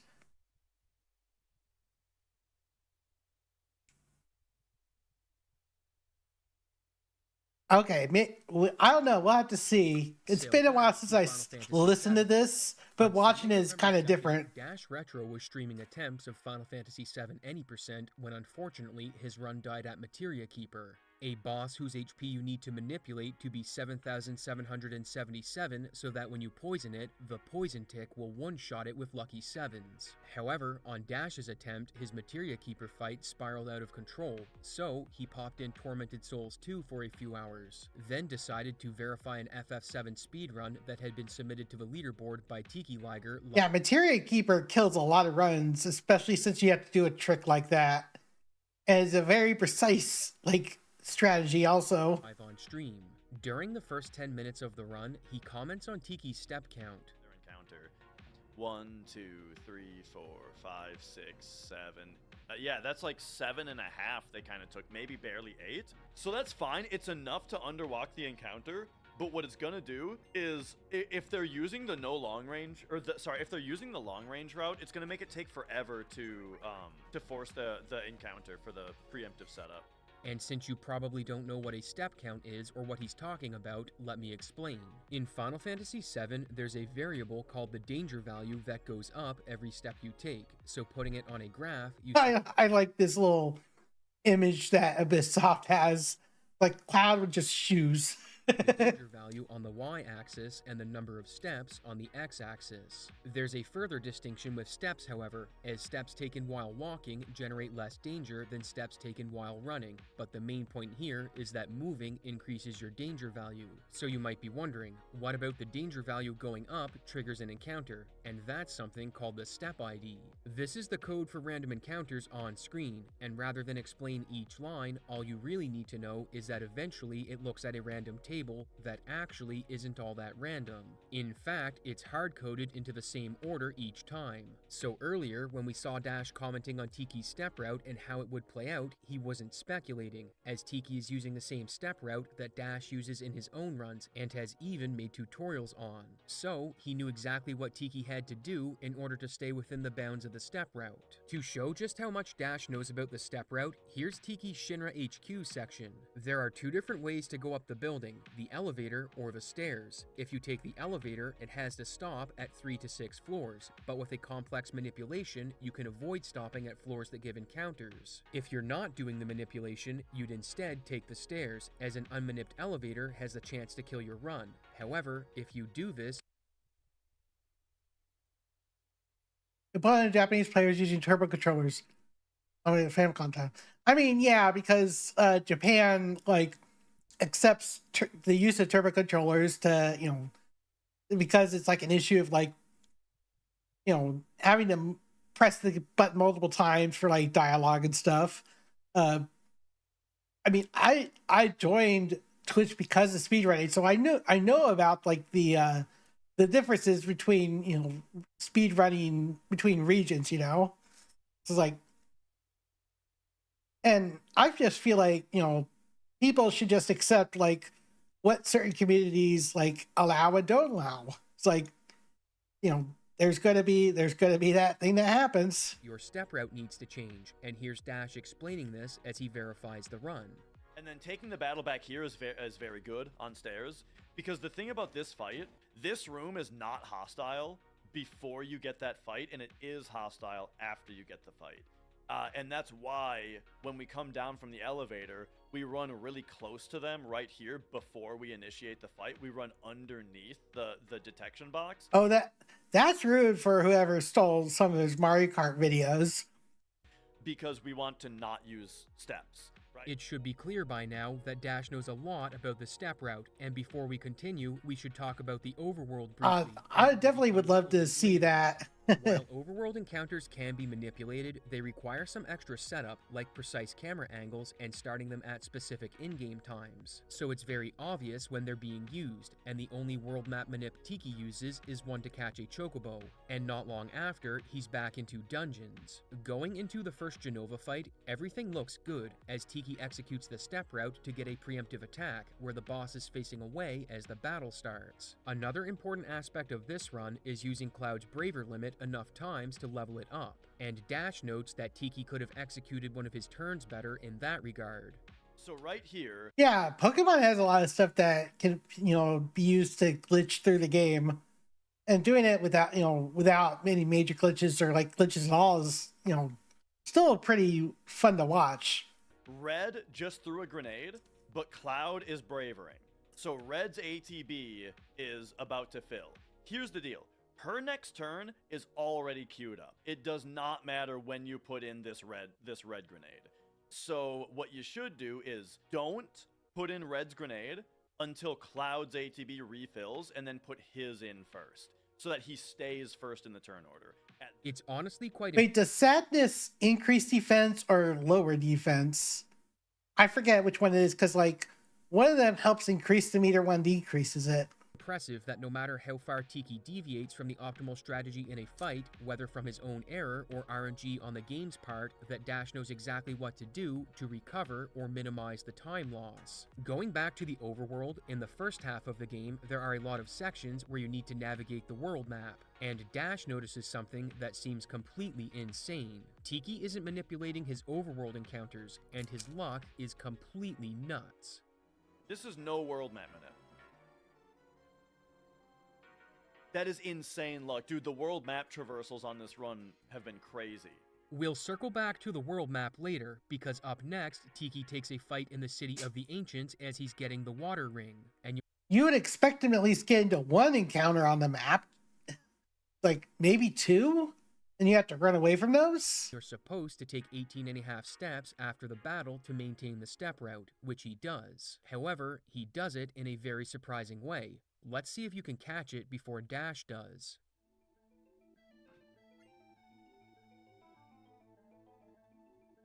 Okay. Tricky to walk behind stuff, but it's good to do. In this clip, he starts Cloud's walk behind the log when he's not in view, which makes it very hard to count how many steps you're taking since you can't see the animation. It's not impossible to do this if you've spent a lot of time practicing this section or have a good cadence with Cloud's walk animation, but since you can take the walking steps after running under the log, it is strange to do this when Cloud isn't visible. In fact, Dash rewinds this section and does the count to see if he can maintain the cadence for the correct step number, and he gets it wrong twice, which puzzles him at first, before finally counting out 18.5 steps on his third attempt. And not long after, Tiki takes another surprising action when it comes to the step route. After getting the water ring, Tiki takes another encounter almost immediately after loading the next map, but it's not this encounter that has Dash surprised, it's Tiki's movement after the battle. On this screen, you need to take 18 steps. However, when the battle is over, you have control of Cloud as the screen fades in, and for a small period of time, you can't see what's going on.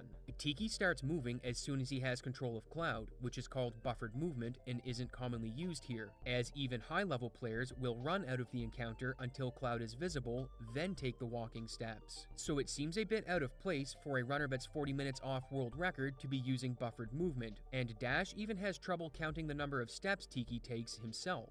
3, 4, 5, 6, 7, 8, 9, 10, 11, 12, 13, 14, 15, 16, 17, and then I wonder if it starts differently though, because I think 17.5 might be fine here. At first, he notices that Tiki only took 17.5 steps, so he recounts them because he's not sure how many steps were taken while the screen faded in.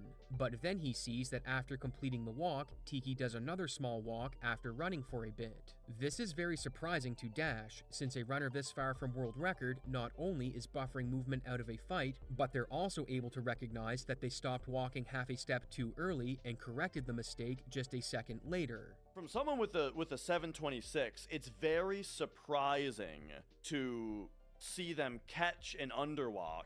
First of all, to buffer movement out of a fight, then realize that they underwalked and make up for it.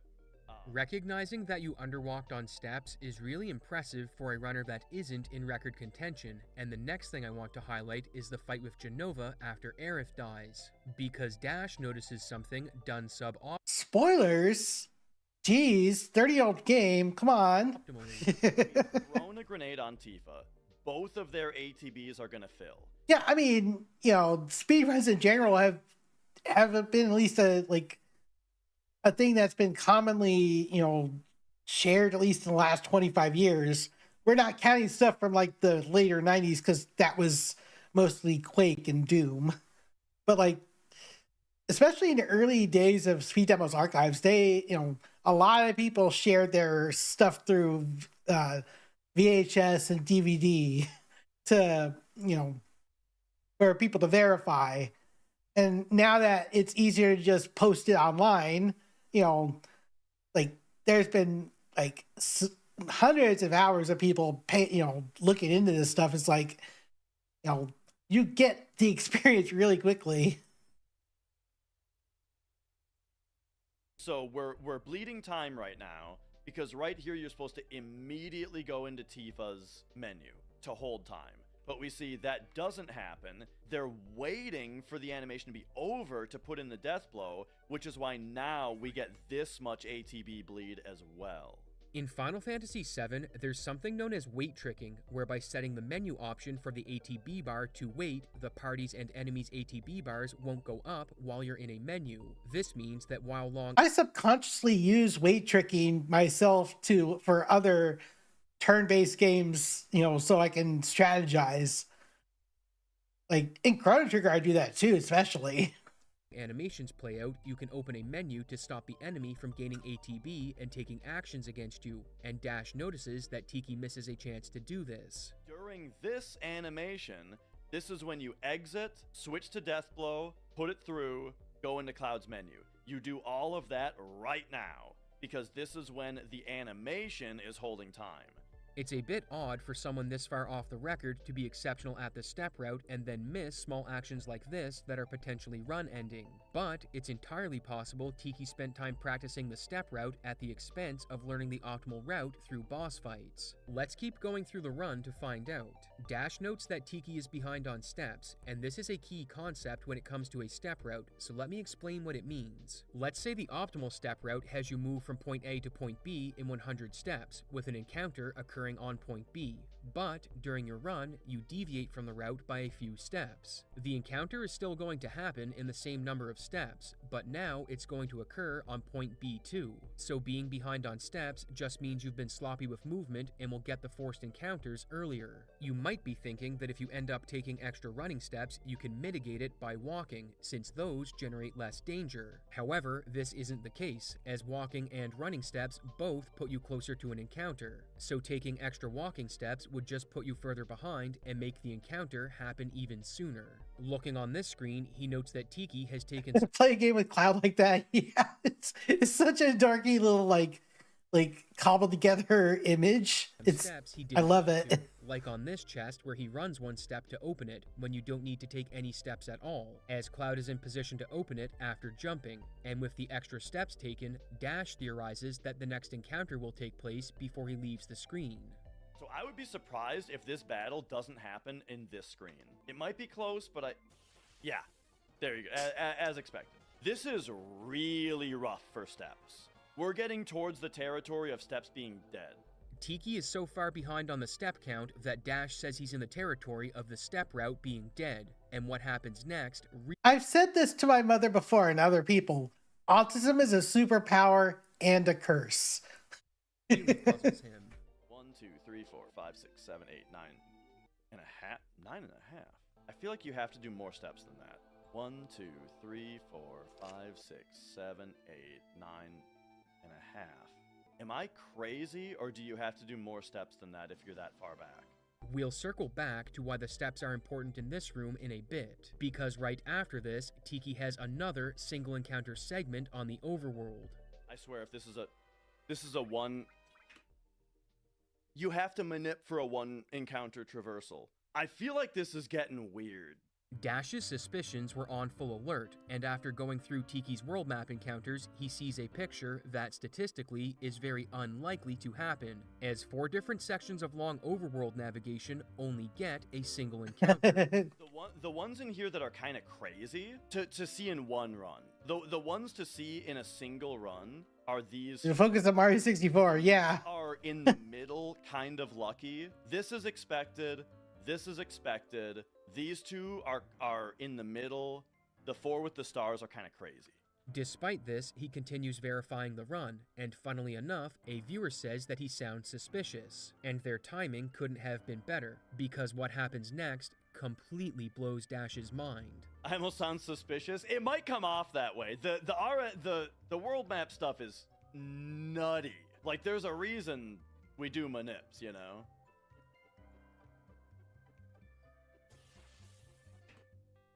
This is crazy to get this fight right here.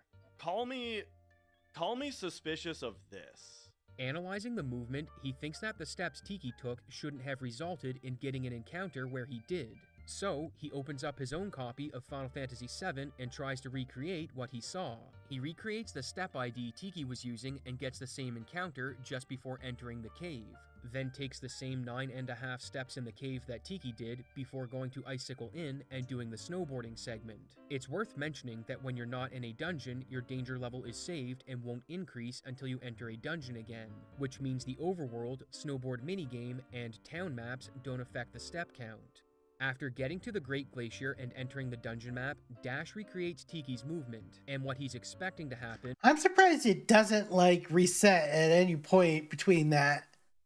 I feel like, you know, because of, like, all these different things happening, like, you know, it would reset, you know, like, to have a fresh, like, you know, time clock of, like, when encounters happen. Is for a fight to occur on the first 4 screens, and lo and behold, he gets one on the 3rd screen, well before Tiki had his. Are we actually doing fine? No, there's a fight right there. Not wanting to jump to conclusions, he says that he might have been slightly off on the step count, so to verify his hypothesis, he opens up Big Shoes. Big Shoes is a tool created by Ace Zephyr that visualizes your step count and shows you when encounters are coming up. The green line shows what will happen if you walk from your current position, with the blue line showing the same for running steps. And if a line goes under an encounter's danger value, you'll avoid it. So as long as you're under the danger value of the encounter when you arrive to it based on your step ID, you won't get the fight.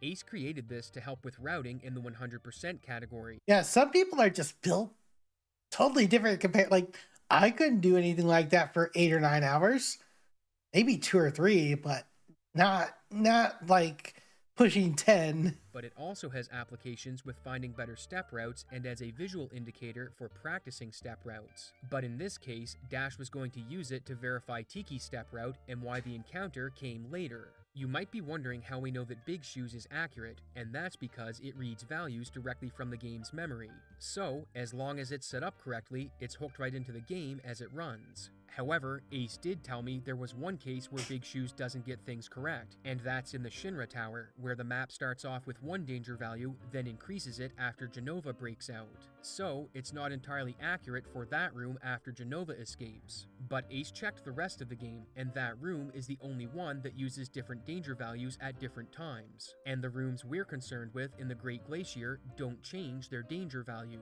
And to help understand why Dash got suspicious, it's time to explain what's going on in this room.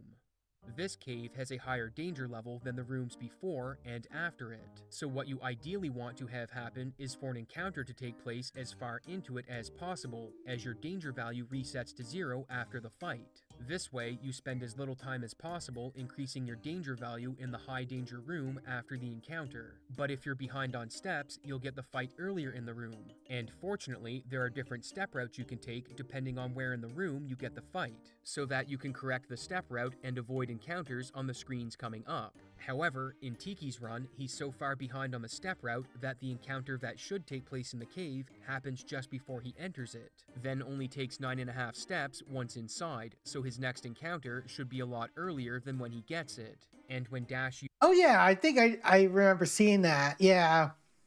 Because like the pointer changes colors throughout like your movement, and then when it turns red, of course, you get into encounter.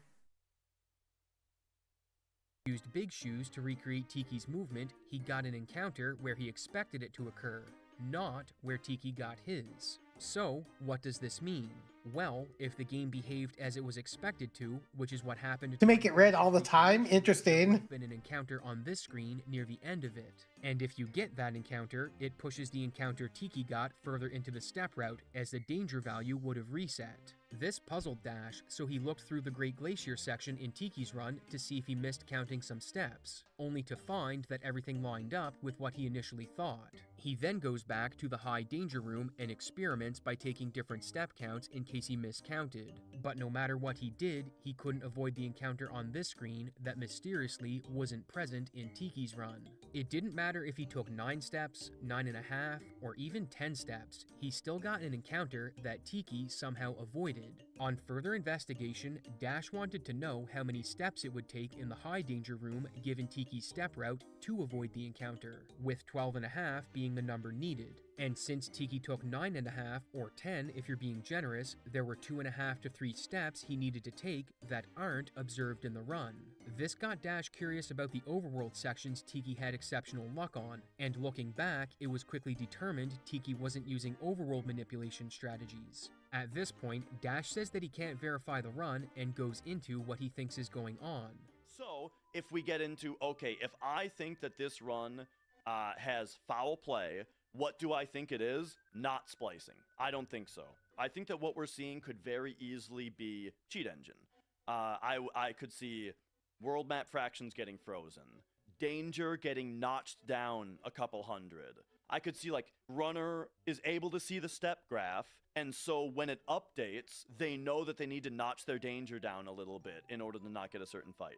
After streaming for 9 hours, it was getting late, so Dash called it a night and downloaded the VOD, promising to pick up his investigation the next day. And what do you think happened between then and his next stream? Between me ending my stream and me starting my stream today, the run has been deleted off of the FF7 leaderboard submissions. It is not here anymore. Not only did Tiki Interesting. submission he made to Very the leaderboard, suspicious. he also deleted the run from YouTube. We look up the user, we find their YouTube channel, and go to their YouTube channel. The video itself is also deleted. Why the submission and video were deleted, we don't know, but it is strange that they were removed after Dash became publicly suspicious. Very He suspicious. spends the first hour of this stream recapping what happened yesterday, mainly that Tiki likely had Big Shoes open so he could see his step count, and then edited his danger value in RAM to avoid an encounter without having to take more walking steps. Let's say you're skeptical, however, and think Dash may have missed counting some steps. Well, if you did take the 12.5 steps required to avoid the battle, the next encounter would take place even sooner, as your step count would be higher from the extra steps. Here's Dash once again.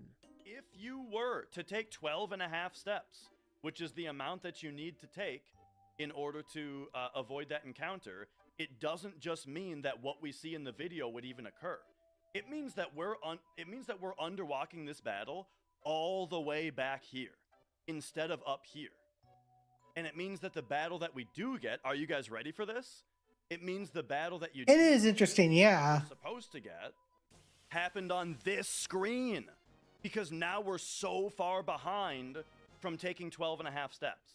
If someone were speedrunning the game with Big Shoes open, they could see when their encounters were coming and what steps they'd have to take to avoid them. And the behavior we saw in Tiki's run would make sense as explained by Dash. They saw, oh, I underwalked that encounter, pop up to my RAM editor, take 200 danger off. Yeah, Big Shoes. Pop 200 danger I off. like the sprite that Abysssoft has for explaining some of the things that go on with, like encounters.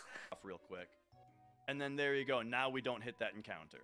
And so then that is what produces no battle here and a battle here. What he's saying makes perfect sense. If someone was looking at Big Shoes, they'd see the next encounter coming up while they were in the high danger room and walk This little accordingly. Kloomba. What they really should have been concerned with was the encounter after that one, since it requires additional steps to avoid. Since Tiki was now going to get this encounter, but it didn't happen, and he didn't take extra steps to make sure it didn't happen, what he likely did was lower his danger value in RAM, thus avoiding the encounter. Looking back at the other sections in the step route Dash was surprised about, they now made perfect sense. Since if Tiki had Big Shoes open, he wouldn't have to see how many steps he was taking behind the log. It would just tell him. The same thing applies Interesting. to the buffered walking steps out of as well. When Cloud is moving before the fade, Yeah, if anybody tried to verify, they couldn't see the steps. Since Big Shoes is just showing you how many you need to take. And if you stopped walking early, you'd immediately know and could correct on the fly.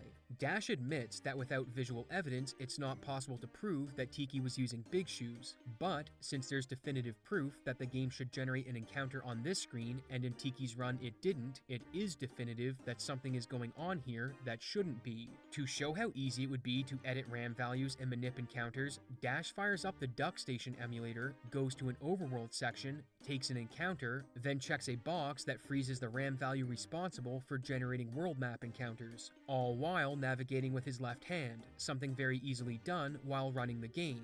And once you're finished that section, you just unfreeze the RAM value so nothing else in the game gets messed up.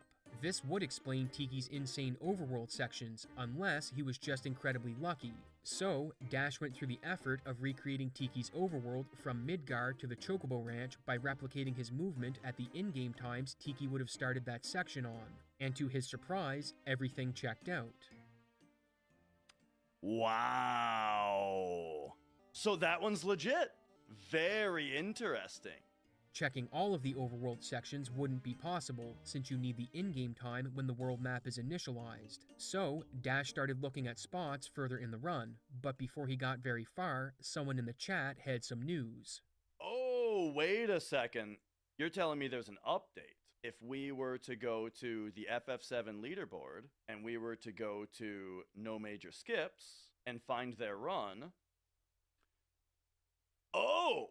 Not only did Tiki Liger remove his videos, he also left the Final Fantasy VII Discord and many other speedrun-related Discords. He's also a moderator for some games on speedrun.com and holds world records in other games, but even those videos were pulled during Dash's stream. I tried to reach out to Tiki Liger and ask about his Final Fantasy VII, Oh, but he never man. returned my messages. And the videos he set to private didn't stay private for long, as Tiki completely removed them and deleted his YouTube channel later during Dash's stream. So it looks like the channel is deleted now. Before everything, remember what I said. How I feel about this, once again, is this was low. He totally threw a nuke at everything. That, again, I would not have been suspicious of every one of their runs. Because this cheat was so low effort. That it's the kind of cheating that you can't do with, you know, with like actual hardware runs. Now they do not have the chance. I mean, basically, the conclusion is that he cheated, but destroying all evidence made it more likely that he did than that he didn't. He probably could have gotten away with it if he just, you know, stayed still. They do not have the chance now to have any of their runs be. So basically, this is a panic move. Looking deeper at his speedrun profile, there's a Final Fantasy VIII run he submitted that was rejected, with the reason being that he loaded an older save not created during that run. This may have been a mistake, as I'm told you do need to reload your save for the manipulation that's taking place. But it is odd given that we now know something wasn't right with Tiki's FF7 run. Given the definitive evidence that an encounter was skipped, the circumstantial evidence that points to Big Shoes being used, and Tiki deleting everything, it appears as though the game was tampered with in his run. But if that wasn't enough, Dash found even more evidence. Rather than tell you about it, I'm going to send you to his video, and I'll see you in the next exciting episode of Abysoft Z. Well, I guess I could go to that video another time, but right now we gotta go to an ad break. So, be right back.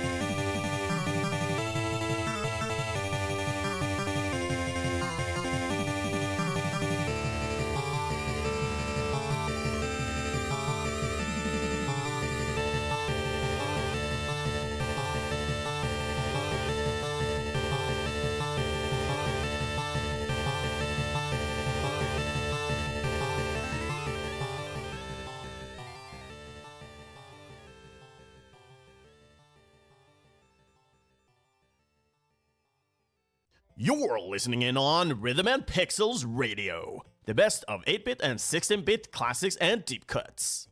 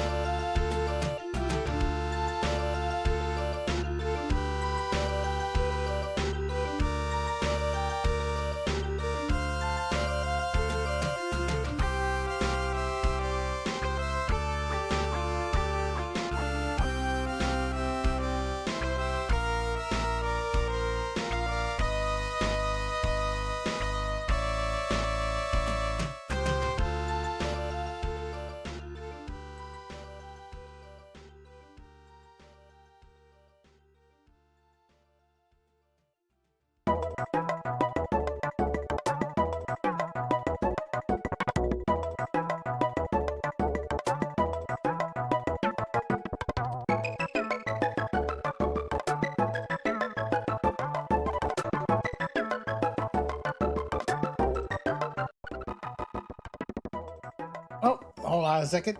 Window captured. Change spots. There we go. I sadly have not been really watching them, but I've at least heard about some things. Like, for skating, they're allowing people to do more wild and crazy moves, like backflips and stuff. Which is cool. So it's like, instead of like punishing people for like doing stuff that seemed risky, it's like, you know, let them be more expressive. So, I like that. Women's hockey team went 5-0? Okay. So, I take it they're doing the round robin and then they're, you know, going through the bracket mode now. Anyway, I'm trying to think of what... I have like 1 or 2 videos left, or like a half hour.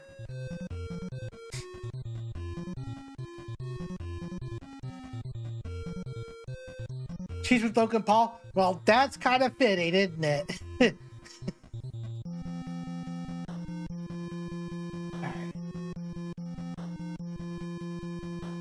Oh yeah, that's what I'm waiting for my friend to buzz in. They should be done soon, so I have another video that we can lead up to close to it. I know they're done by like 4:30 or something, so if they buzz in the middle of this, then I'll bring them in. Skater nearly broke their leg. Oh gosh.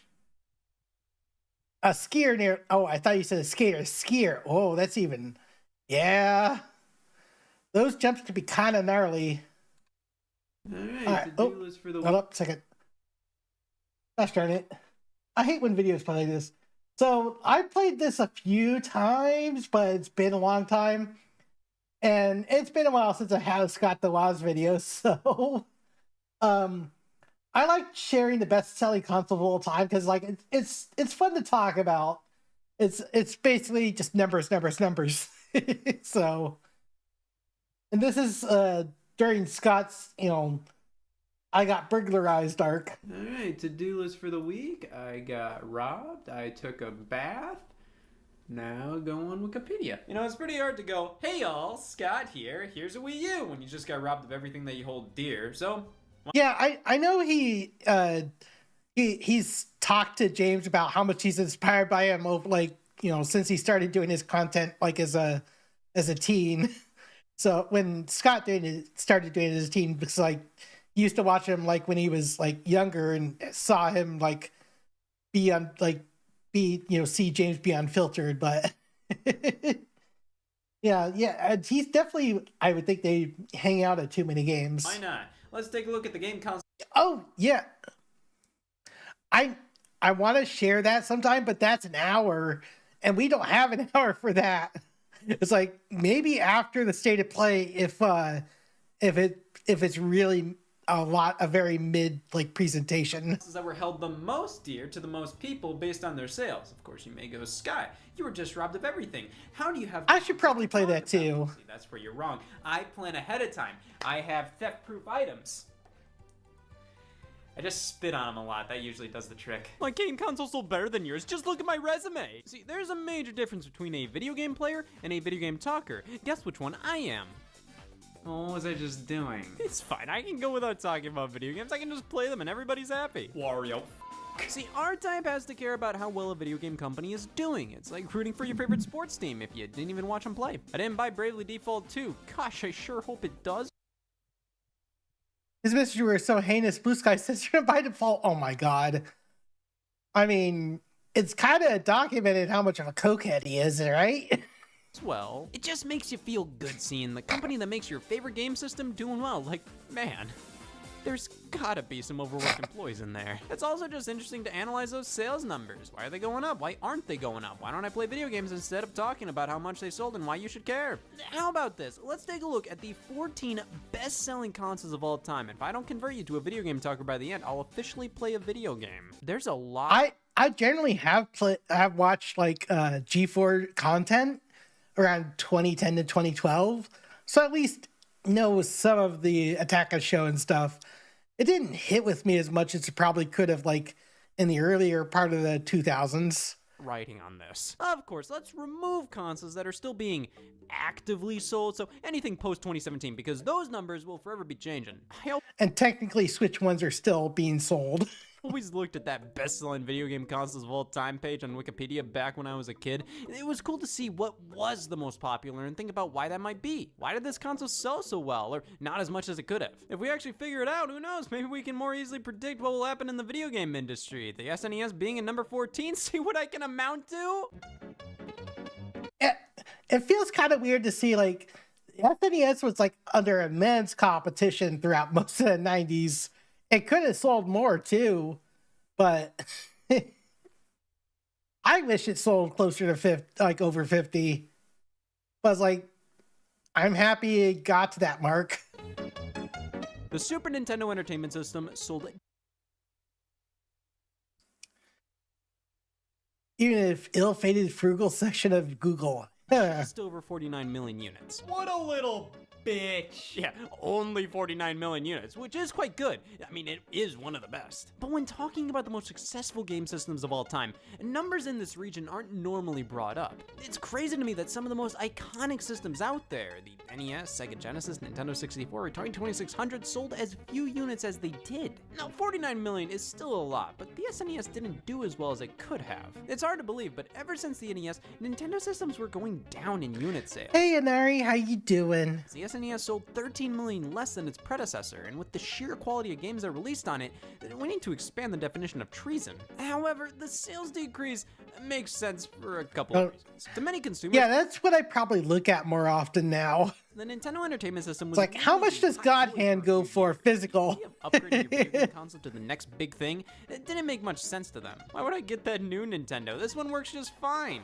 And it smells. They viewed it as a toy or something along the lines of a VHS player, and the only reason why you'd upgrade either of those is if your last one broke. But I think what made an even bigger difference was the Sega Genesis. You hear a lot of people that went from the original NES to the Sega Genesis. Yeah, treason. The NES. Yeah, if you were going from the NES to Genesis, you were a traitor to the Nintendo brand. NES didn't face as much competition. Anybody that got in its way, it has a body count. I mean, any competitors just weren't exciting. Nobody looked at an Atari 7800 going, damn. The Sega Genesis was Nintendo's first piece of major competition.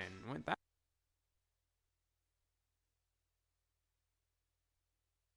until you replaced it. That was a problem. It's like, I don't think they really thought about that really hard. They were just panicking about the Wii not selling as much as it used to.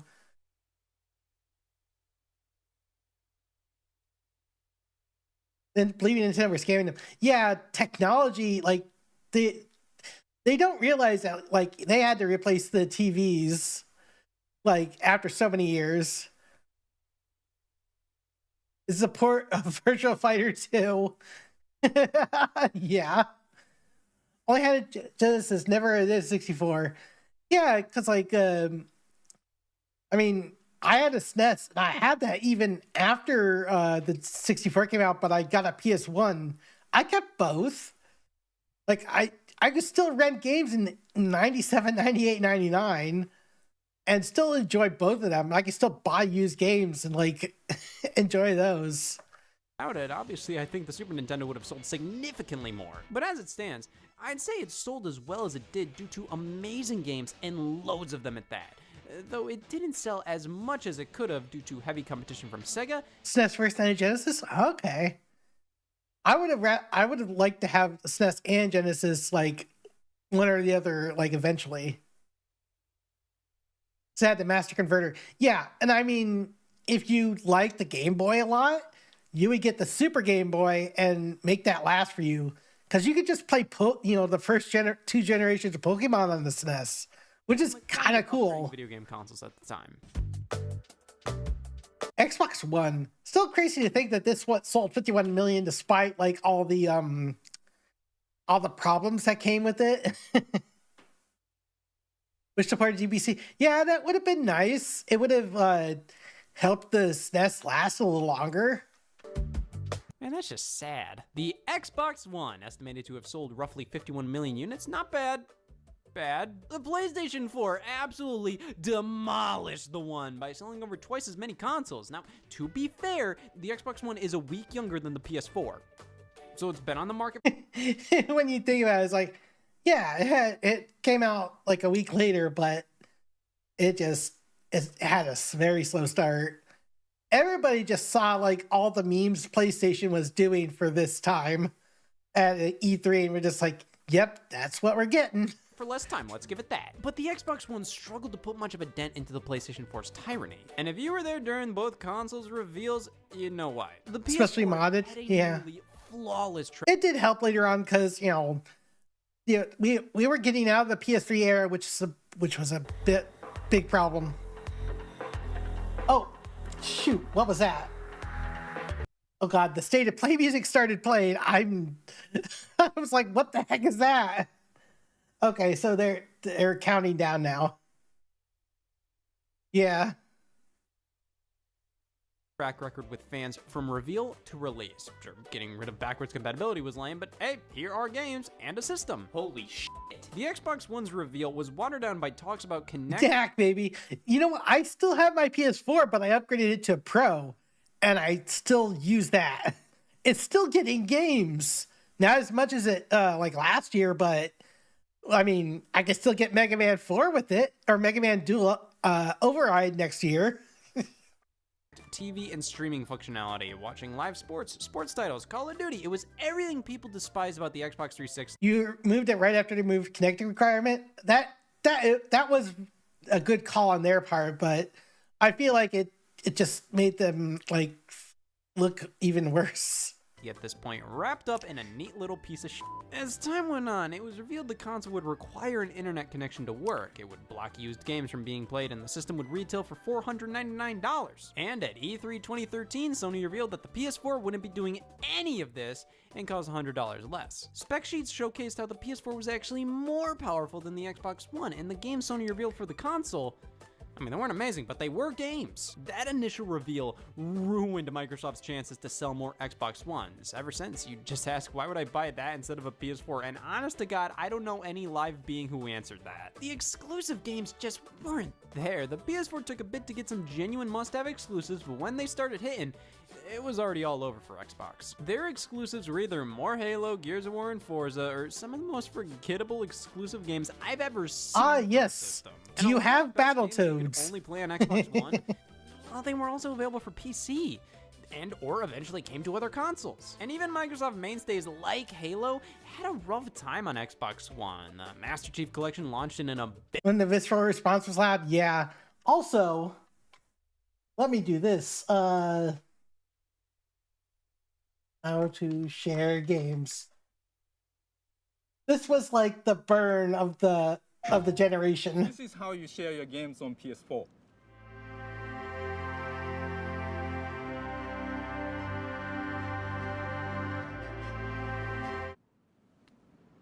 Thanks. PlayStation. Yeah, like it's only won by doing nothing, exactly. And that was their biggest apology after the PS3 era. Like the first half of it went so badly. Okay. Yeah, I have this one, the Story of X-Play, but it's, I don't think we could do it before the State of Play starts, so. Abysmal state. Halo 5 was Halo 5. Gears of War just kept trucking along and only really appealed to Gears of War fans at that point. And even then, some Gears of War fans don't care anymore. And Forza's good, but it's fucking Forza. The only reasons to get the Xbox One was for the Xbox Game Pass service, which was a great deal. You get all these different games for a small fee per month. The backwards compatibility they started offering later down the line, which was a legitimate knock against the PS4, which had literally nothing of this nature. Or just because your friends are on Xbox and you wanted to play with them online. There was no other reason to get the Xbox One, but the Xbox brand has millions of diehard fans. No matter what, you want to stick with Xbox, and over time, sports Xbox One with revisions became more affordable, consumer-friendly, and powerful than what Sony was offering. Due to its similarities with the PS4, most multi-platform games came to Xbox One, which didn't make it immediately unappealing. Millions of these console sales are from people who literally just play FIFA and Call of Duty. The extended player is Whiplash. How so? I'm curious to hear what you say about that. And wouldn't you know, do I have a console for you? The Nintendo DS. Coming in at 61 million units, the Nintendo Entertainment System took the world by storm in the mid-80s. You'd think for something this popular and iconic, it would be in the 6 billion units sold range. Like water. Frankly, the NES did a ton of heavy lifting popularizing video games as a viable market. Yeah, no, I'm fairly aware about like how mean and harsh they are to them, especially if the games were not like, were good right off the bat. And instead of like if they took their times, like they trash them. But yeah, it's like, I think it was more like they wanted to promote like, games that were out of Japan, because Japan was like such a dominant like force for so long. Ancestor was sincere. Jeez. Market, a medium you could trust. The Atari 2600 initiated the home console boom, but failed to capitalize on it in the long run, burning retailers and consumers out with the lack of quality and quantity control. Thus, the original Atari only sold 30 million units, which is pretty surprising considering how popular and iconic it was. Though back then, yeah, see that price and think, oh, think about inflation. These things were huge. Yep. And it's probably even more now. That 177. Yes, but think about it. It's like, if you had like $177 back then, like you were. Yeah, Jazza has aged and has aged. Yeah. Hey, Jazza, how you doing? But yeah, there is more value to the dollar back then. It's like investments, especially considering how new the video game industry was. Not as many people were willing to splurge on that kind of entertainment. I'll think about it. Oh yeah, Kaz is around here too. From housing to groceries. It was cheaper in context. Yeah. The NES effectively doubled Atari's install base by not only being more trustworthy, but being home to games every kid had to play. You needed to get Super Mario Brothers, you needed to get The Legend of Zelda, and these were experiences that would last you a while. A system as popular as the NES in the 80s would have sold twice as many units today. I feel like capping it off at 61 million is just because of it being released in the early days of home console gaming. Because the statistics just don't make any sense. So in 1991, you're trying to tell me only a little over 1% of the world had access to Snow Bros? Okay. It's the Nintendo 3DS. So the successor to the 3DS didn't do too bad, but like the Snowjob Brothers, yeah. Now this is interesting, the Nintendo 3DS. Frankly, I think only 4 people bought these things. They just like getting all the colors. Roughly 76 million sold. That's no easy feat, but that's pretty much half of what its predecessor sold, the Nintendo DS. Spoiler. Why such a steep decline? Gamers would praise the 3DS non-stop, lauding it as this massive success when there were more PSP-like systems that sold more. Like the PSP. And that was considered to be a slight disappointment.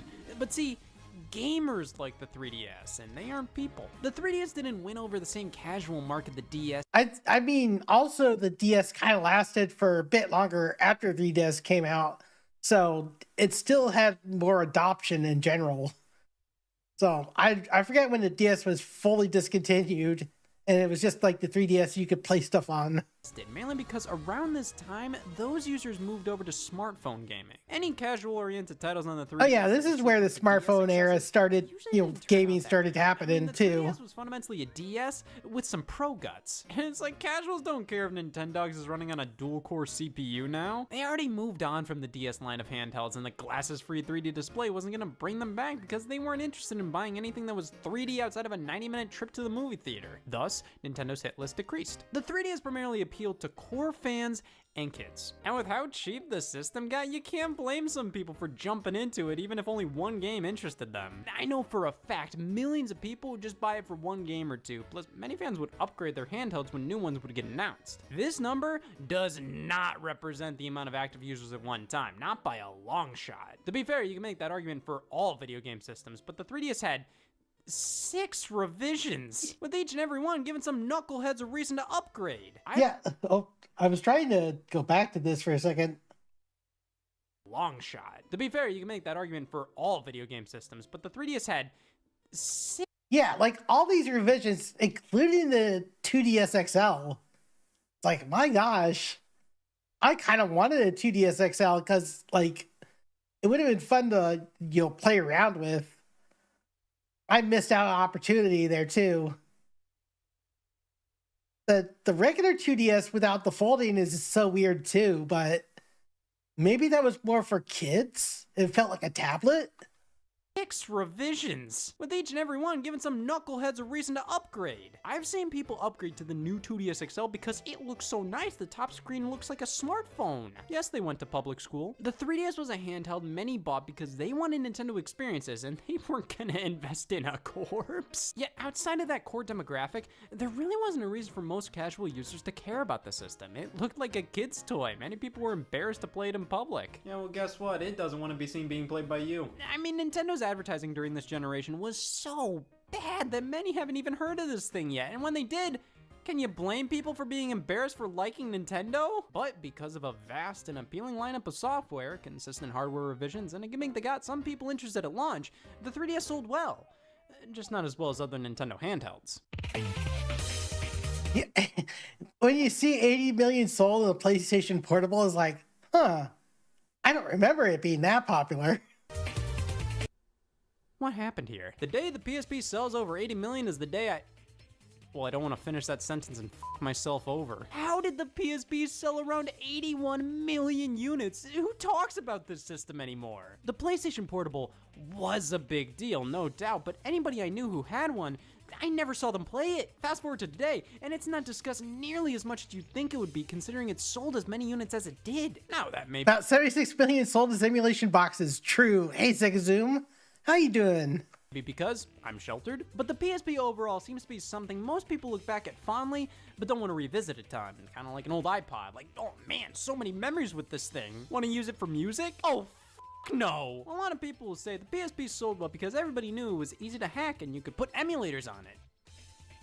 Most people don't even know the 3DS exists. Why would they know that? I think the PSP sold this much due to the granted, the 3DS is also hacked a lot too. Excitement of what it was and represented. The PlayStation brand was on top of the world. The PS1 and PS2 won their respective generations with record-breaking numbers. Hi, Kasserai. How you doing? They dethroned Nintendo as the market leader, and now they're entering the portable scene with a handheld that can do PS2 quality visuals? We were all used to 2D sprites on the Game Boy Advance. We could all only dream of taking PS2 games on the go, and the PSP promised exactly that. Dozens of articles claimed that the PSP was going to win the war against the Nintendo DS, because by God, why wouldn't it? You got Spider-Man 2 at the launch, and this ain't no phony baloney Game Boy Advance or Nintendo DS version. Nah, this is gonna be the PS2, Xbox, and GameCube Spider-Man 2 on the go. Do you have no shame? So I think the PSP did live up to the hype of being a home console to go. I mean, games like this on something so small is still crazy impressive to me. It had a decent amount of console ports, so you could be playing that PS2 game just in a morgue. But some games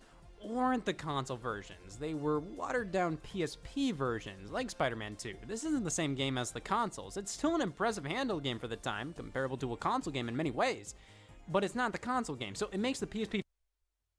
Hey, Carissa, how you doing?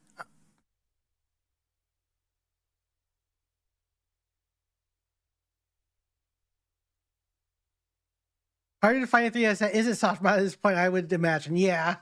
Feel like, oh, it can't do this. But then that's good. I'm just waiting up till the state of play because I'm really curious about this.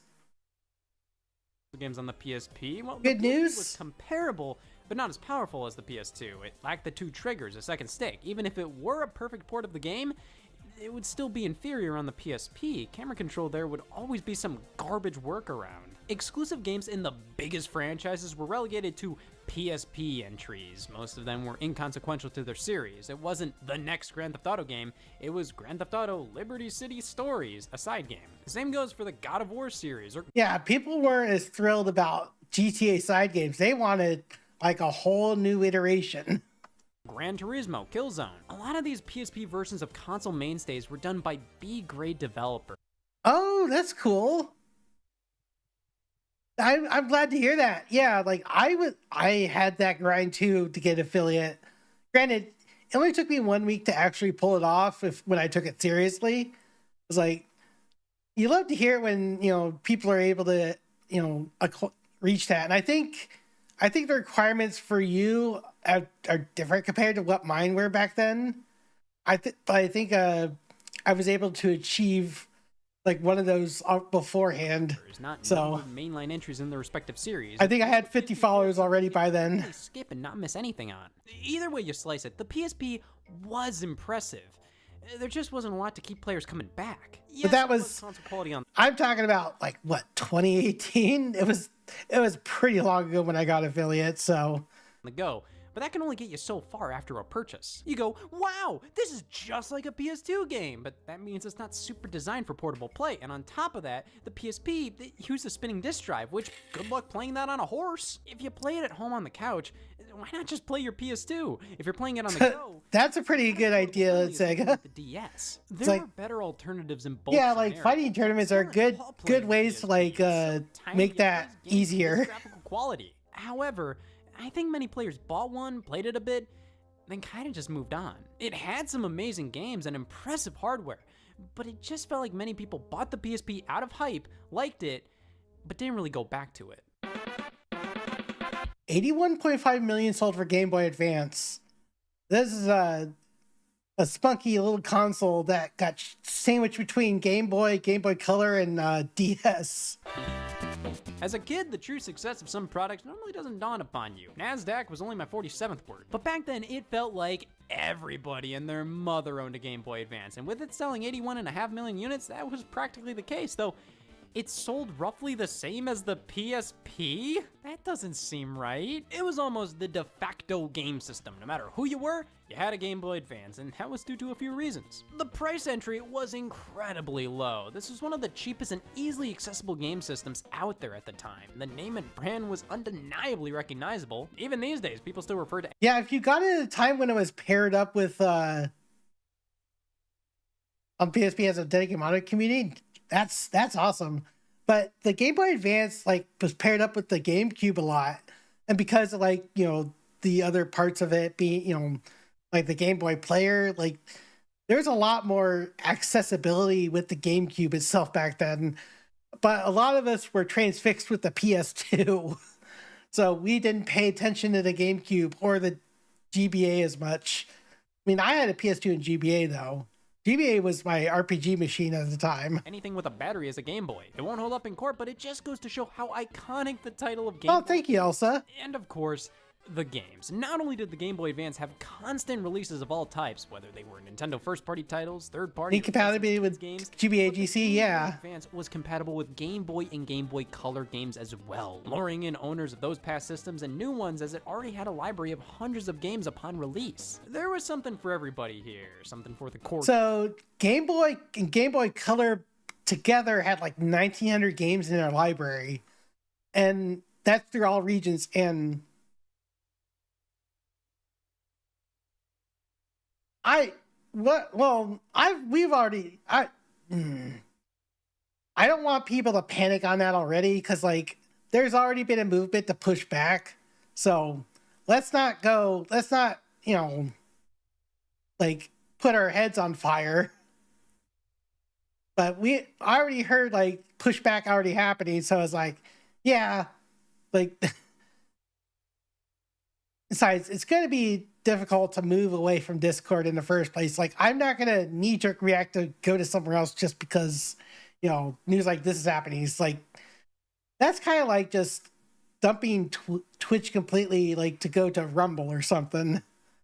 And nothing really bad happened to you. You just like, this is how you do. Yeah, I've already been informed and like been updated. So You know, it sounds like they're trying to, you know, assuade people, but it's not working. Gamer and something for their stepdad's daughter. And with 3 redesigns, people had incentive to upgrade from the first model to the newer Game Boy Advance SP, which makes me think 81.5 million units seems a bit lower than I'd expect. I think what stopped the GBA from selling even more was the lack of a definitive hook outside of it's a Game Boy, but more. Nintendo truly excelled in sales when they introduced something new with a gimmick that's not just it's more powerful. The Game Boy Advance is probably their most recent success that didn't have any major gimmicks involved. It was a video game machine through and through, which is why so many people adore it. But looking at its successor, it's obvious while Nintendo can successfully make a standard game console in the modern day, they still need a specific hook to lure everybody in. Xbox 84 million sold. The Xbox 360 is well known as the winner of the battle between it and the PlayStation 3. Who did it pay off? 84 million units sold. The 360 dominated the better part of the battle for the 7th generation, and for good reason. Nobody wanted a PlayStation 3. Well, in actuality, I think everybody wanted a PS3 to some extent, the follow-up to the uber popular PlayStation 2. Hold on, I'm chatting with somebody for a second. Let me play some music. I already said they're gonna come in later.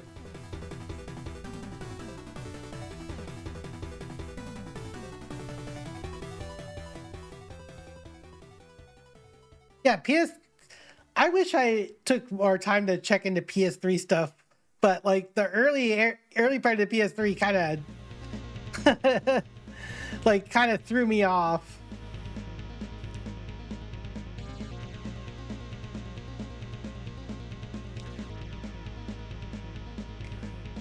So we might have a little change of plan for the state of play. I need to double check with somebody.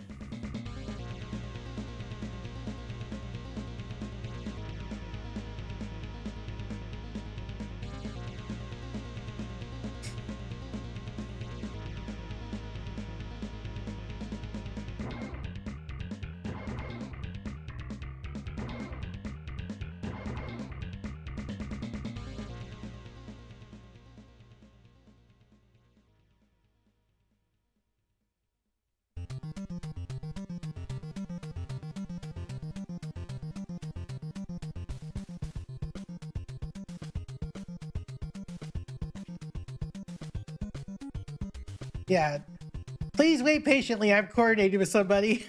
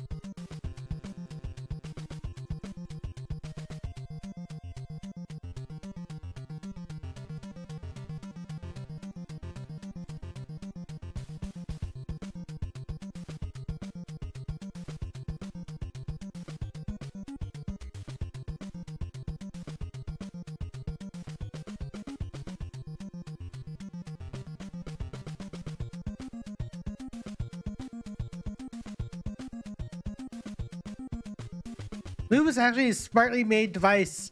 Yeah, I remember seeing the Move being like something really interesting. It's like I definitely wanted to get a PS3, you know, and the Move seemed interesting. I wanted to get a Wii also for myself because the thing was like really intriguing.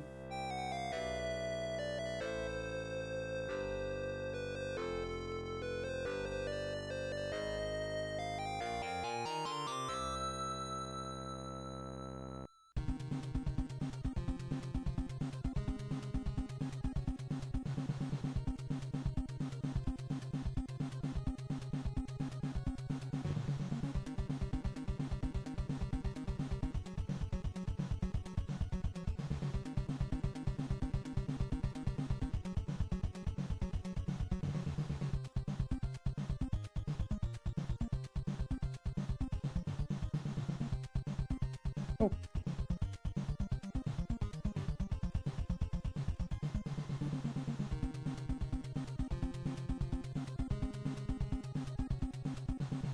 right. Hello.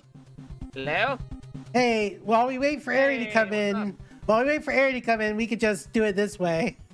Yeah, there we go. Yeah. I'm also checking to see, depending on how things go. Oh, wait, no, Aries already in here, maybe. Question mark? Question mark. Well, they're kind of sort of here. I'm also checking in with some other folks, depending on if they're joining in or not. They may or may not be. I'm just double checking. All right. Oh, I don't. Hold on. I don't see you in my like group thing. Oh, like. Oh, there we go. Okay, I see you. It's like I had to move. Wait for it to refresh. Yep, No. yep. Yeah. I'm trying to Are move. you guys doing the stream together thing yet, or? Yeah, we already got it. I can add you. Showtime. Also, I'm going off of the YouTube version. Are you guys going off the YouTube version too? Yeah, or... yeah. Yeah, we are.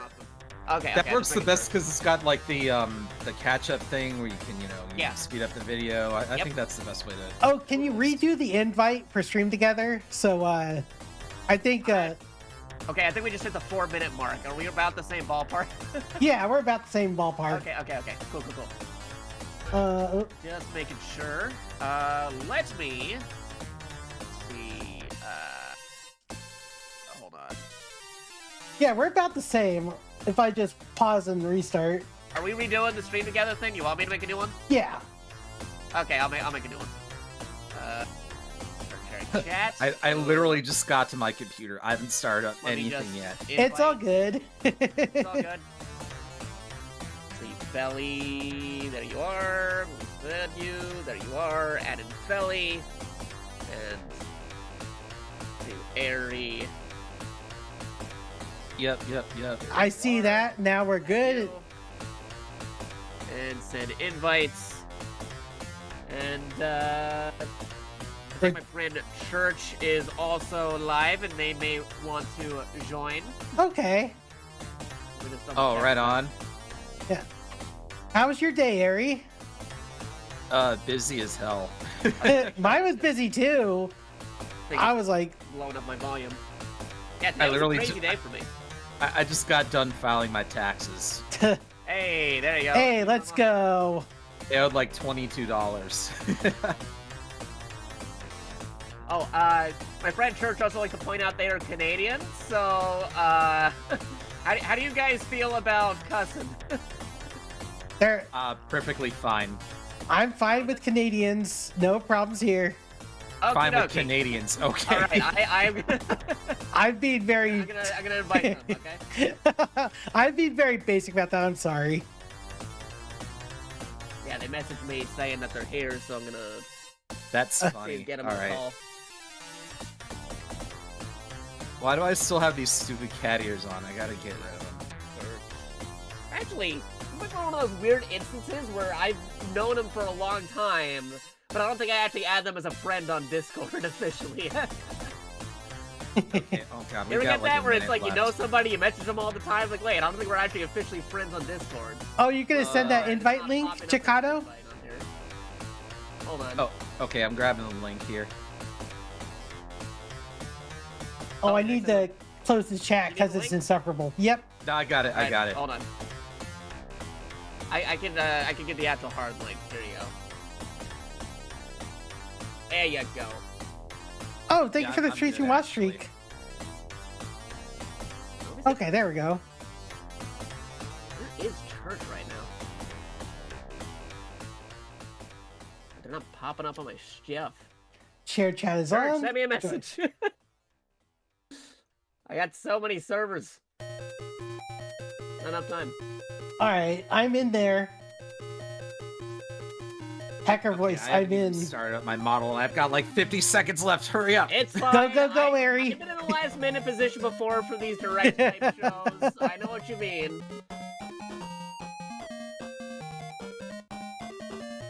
I should be I really synced gotta up with stop, y'all. like cutting it so close here. I've been in that position plenty of times for things when it comes to announcements and stuff. Okay, I think we're good. Yeah, we're good. I gotta calibrate this, I think. Saving the world from what? Devastation? Isn't that Team Rocket? Maybe. Hold on a minute. Where is it? Here it is. Found It might be starting up a bit. Let me see if we get him in here. All right, hold on. Let me get the music out here. Get this chat out of here. There we go. All right. All right. Hold on. End of the call. There you go. Come on, Windows alerts. Get out of here. Stupid Windows. I sense suffering here, Spirit. Okay, I'm making a blue sky post. Do you need help? Is this Tides of Annihilation? No, wait, no, it's not. Oh, come on, pop up. Stop doing that. I'm trying to watch something here. All right, there we go. There we go. A spirit guide? I'll say, how you doing, Church? It's been a long time since we had one of Hi, Church. Welcome on in. What's going on, Church? Glad you're here. Once again, the only Canuck in the call. Bridge of Spirits 2, looks like it. Yeah, I would have asked for 0, but like, temple has been this is very sealed last as long as I minute. remember. Yeah. Dangerous corruption was locked inside. But shit, I'm surprised. I thought this underperformed. Forgotten practice. Okay, there we go. I don't know, why are you zooming? Like, I'm using my scroll wheel, and it's like my model keeps on zooming in. Like, what are you doing, dude? Spirit guides here. Once used at alchemy to cleanse This corruption. shit. I'm gonna also speed run again on things that I think may or might be mentioned. I heard rumors of DMC 6. I've heard rumors of Metal Gear Solid Master Collection I've been 2. keeping an eye on that stuff on. I heard Max talk about that, but he's thinking like that's not gonna happen. That I got for prediction wise. Wolverine game, maybe Metal Gear, maybe Devil May Cry. That's all I heard got. Wolverine was not showing today. Someone told me it wasn't showing I today. heard but- that they might just be like, hey, we don't have anything here for you today, but come watch this other show that we're doing in a couple of months or something. Regret. You know what I mean? Like an announcement Yeah. for the announcement. Longing for the past. I think it's annoying when they do that, but whatever. I get it.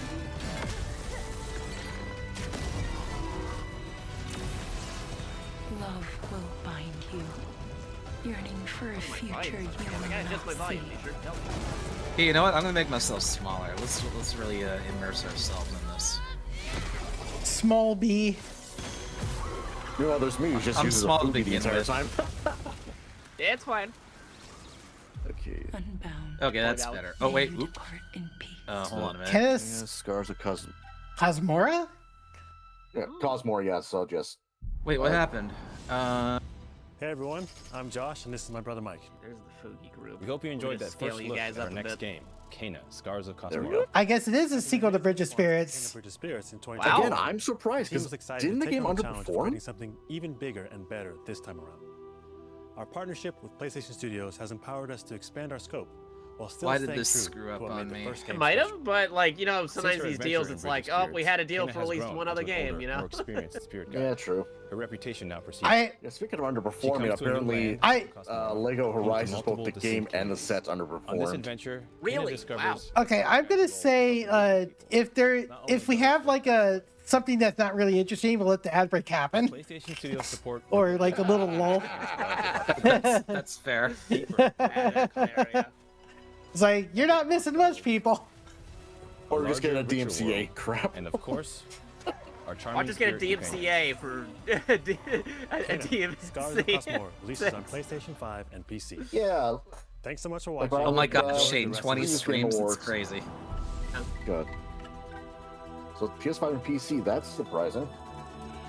I guess they wanted to bring it out to more availability. At least they're starting strong. Sucker Punch? Oh yeah, Infamous is another thing. I just thought of something. That might be cool to No. get. If we got like a new This- Infamous or a re-release or something for the older PS3 games.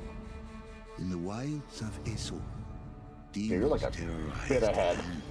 There we go. You guys are way too big. I gotta shrink you down. I'm gonna refresh my thing just so I can hit. Just like Okay, that's better. I fixed it. Well, let me like refresh here. Typical Jack and Daxter, Sly Cooper, Ratchet and Clank, all that jazz. Yeah, Chico, you're not Yeah, watching new it at IP. speed, are you? Okay, there we go. All right. No. I'm just saying random things that may pop up. No, and I'm just saying for the state of play itself, you're not watching at 2 times speed, are you? Because you were like a bit ahead. Am I? I had to refresh to catch up. Oh, okay. Oh, so this is like is Usually I'm this the Ghost of one behind. Yotei expansion? Is that what we're watching? Because Demonic Yotei 6 looks like it. Yeah, not Infamous or Sly. Something different. Yeah, it looks. This is starting to look like Neo, actually. Also, Flan, at your discretion, if you feel like there's content that might, not be necessary to skip, snooze the timer, please do so. Okay, Kojima, you got my attention. Who do you think will come out on top, Sam? What's it, March 14th? Already coming to PC? Oh, March Wow, 10th? okay. That was quick. Yeah. The question is going to be like a definitive edition like they did with the other one. Probably. Yeah, you were actually ahead by like a few seconds. What the fuck? The one behind. All right. I'll delay a bit. You want to sleep next timer? Okay. Okay, I'll go extra support.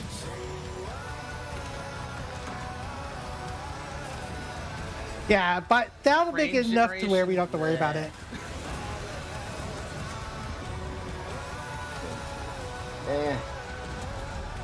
March already? Wow. That was a pretty quick time. Yeah, that's literally around the corner. Yeah. Nice 19th. 5 seconds ahead of me. What the hell? Kept you waiting. Are you watching the Twitch version or the YouTube version? YouTube. Really? Wow. Are you watching the subtitled version or the one that just says English? Just says English. Oh. I'm Mike Booth Oh, yeah, from Bad weird. Robot Games, game director of 4 Loop. Hey, look, As I'm a just game gonna- designer, I'm gonna a core copy the goal of link mine just has to be always sure been we're to all on the make same game page. experiences Hold that on a offer moment. interesting surprises and unpredictable one, right? moments that never get old. The Or result is loop. Oh, I remember hearing about this. It's like the XCOM. you and your friends succeed through cooperation. It's like the weird XCOM game. Do you real trick on it? I'm gonna set it to 1.5 speed just to see if I'll get it caught The up. heart of 4 Loop Yeah, okay. is a probability map, which combines alien technology and human ingenuity to Oh plot yeah, your I best remember path this. forward They to defeat the announced this a invaders. while ago. Yeah, Each node I'm represents pretty a sure different most of us mission with its own agree this risks is and not gonna rewards. last long. Everyone votes Probably to not. choose the next mission. Live service stuff, you know. Once you've chosen a node No. probability map, your team will teleport into the mission. Actually, the You benchmark have to is, collect can it mission-critical last longer resources, than or even rescue Concord? survivors that can offer Yeah. Ouch. Yeah. That's a sore Forces spot. constantly sending drop It definitely. That's the new benchmark now. But what about High Guard? High Guard lasted longer than Concord. creatures and mysterious things to encounter. Guard's For lost example, most of its this weird alien staff. plant is called a blink ray. Yeah, that just happened. Yeah, that's Which messed will up, teleport man. anyone who touches it to a random distant location. All the various enemies, weapons, items, and mission objectives are all designed to interact with each other in dynamic ways that create emergent gameplay. I'm doing 1.5 speed to catch up a little bit. That means your decisions really matter. Yeah, The I creativity and just got improvisation are to key. him shooting You guy in really the want players back. to try things and think outside Oh, the yeah, box. okay, you're caught up with Hacking me an now. alien terminal to provide intel Okay, to yeah, the rest so of the 1.5 team, speed is or the being way to go. bombarded by kilowatt drop pods, or barely escaping with your life. Probably do that for like maybe 2 If you seconds do to be die, caught up. don't worry. So long as one of you makes it back to home base, you'll be reprinted. How ready you to try doing, again. Peter?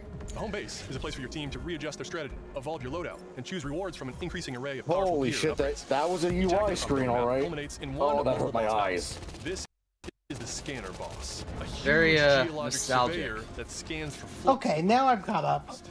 Its scan fields are very lethal, creating a dynamic obstacle course Wait, they're trying to go of after these, lasers like, to live avoid service and stuff. That destroy UI the zoomed boss in. What itself. the hell? Because the scanner's body They're trying to go for rotates this like kind a of stuff. 3D It's puzzle, like, you want to spread I out already and got the attack it formula from down all with sides. Helldivers, All man. of course while Just do avoiding more the of that. slow-moving, lethal laser grids. I really You miss also click live to jump? Okay.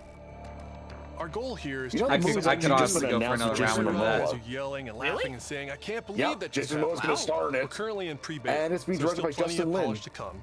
And we kidding. need players like you to join us in upcoming Great. Oh, I can click live to jump. I see. Thank you, Plan. Like he did for and helping Fast us 10. make this I'm game in. truly great. We can't wait for you to play it for Yeah, yourselves. legit. The latest update. Giant enemy Rubik's Cube. Yeah. Solve it for massive damage. They added tanks to Helldivers recently, cyborgs to Helldivers. Oh, and they added stealth mechanics, so now it's just Metal Gear Solid 5. Oh, Pragmata. Awesome. What's this? So yeah, no, you can play it like Metal Gear Solid 5 now. I'm guessing they're just talking about the demo here. Oh, the demo announcement. Make everything with Luna filament. Oh yeah, no, there you go. Just wish list Looks on a bit like New York. Okay. Is that a place on Earth? Oh hey, here we go, Pragmata. Can't believe we haven't found any survivors. Hey, it's the Obake Pam game. Besides you since leaving Yes. the We all can agree the girl's gonna die by the end, right? The feeling. Probably. Maybe. You? What were you like as a kid? When I was young, I was in an orphanage. I was a lot like you. I had a few bumps I'm along waiting the to way. see how long it takes for somebody to But I have say someone- once again, this is just a stealth Mega Someone Man looking game. out for me. And now it's your turn. See those rumors like they're like Pragmata is secretly a Mega Man game. Maybe if he was more blue. Yeah.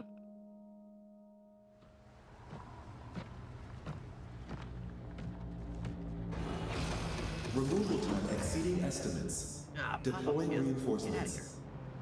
I swear, if they like go to the moon at some point and then run into Mega Man Legends Mega Man, Everyone's mind would be blown. everyone's mind would be blown. We found the lost copy of Mega Man Legends 3. It was there all along. Yeah, it's secretly Dang. mentioned in Mega Man Legends. They finally get him off the moon. That's 6 now. 6 survivors of Raccoon City, all dead from So You know like what's funny? Dante shows up. Remember the very first trailer for this? Showed them in New York. Now the latest trailer is them in New York again. Okay, that's Stars. there. April. Oh, hi, Leon Tex Kennedy. Okay, Hold now on, I think you might be ahead of me. Yeah, you're a little ahead. Okay, let me speed this thing a bit. Yeah, I'm gonna do it for about 2 seconds. Yeah, I'm gonna. You okay? What does Victor want with you? What do you mean? He grabbed you for a reason. Did you find anything on Opus? Capcom. Nothing on the servers of the CIA. Capcom making all the games. Yep. Are an ignorant. Legit, they've been like doing a lot of great stuff lately. Yeah, and of course I decided to bite the bullet and fucking figure the game. Not like Hey, there you go. Dude, it's $119 in Canada. No, I feel you, because, like, it is also, like, it's expensive everywhere, let's be honest. Like, games in general, like, new games, prices. Here's the stupid thing. The standard edition is $95. Jeez. It's not cheap being a gamer. Do you get the physical one or digital one? Physical. Okay. What's this? Series X, though. For me. Okay, yeah, nope. I don't have PS5 or Switch 2. We can talk. What do you want to know? Ah, yes, Beep City. Whatever it takes, count me in. Oh, wow, that's creepy. You know, funny enough, I might actually be picking up the PC physical edition that comes with a case that doesn't actually have the game in it, but then picking up the disc later down the line. You've been back there. Meanwhile, for console, it actually includes the disc. Yeah, I'm aware it does that for Hey, Miles, welcome on in. get the PC version, but like, eventually the game is going to be on sale. Yeah. Yeah, of course it is. The So I'm gonna Resident Evil games go on sale all the time. On sale, and then I can put it inside back with a new batch of games on their way to PS. Would it surprise you guys if they're just doing like the stuff we already know first and then the stuff we don't know later? And Resident Evil Requiem from Capcom. Both Not are coming really. soon to PS5 Yeah. with support for PS5 Pro. That was pretty cool, though. Leon going back to the old. Now let's return to the dark world Raccoon of City Nosgoth Police Station with an office. announcement for fans of Wait, Legacy did this of like Kain. loop on me? What the heck? 2003's Legacy of Kain Defiance is being Oh. released on Crystal Oh, Dynamics hey. and will be available to pre-order today. The final chapter in the Soul Reaver saga brings players into the conflict. That's cool. Kain and his betrayed lieutenant, Raziel. So how y'all doing in the chat? I see you there.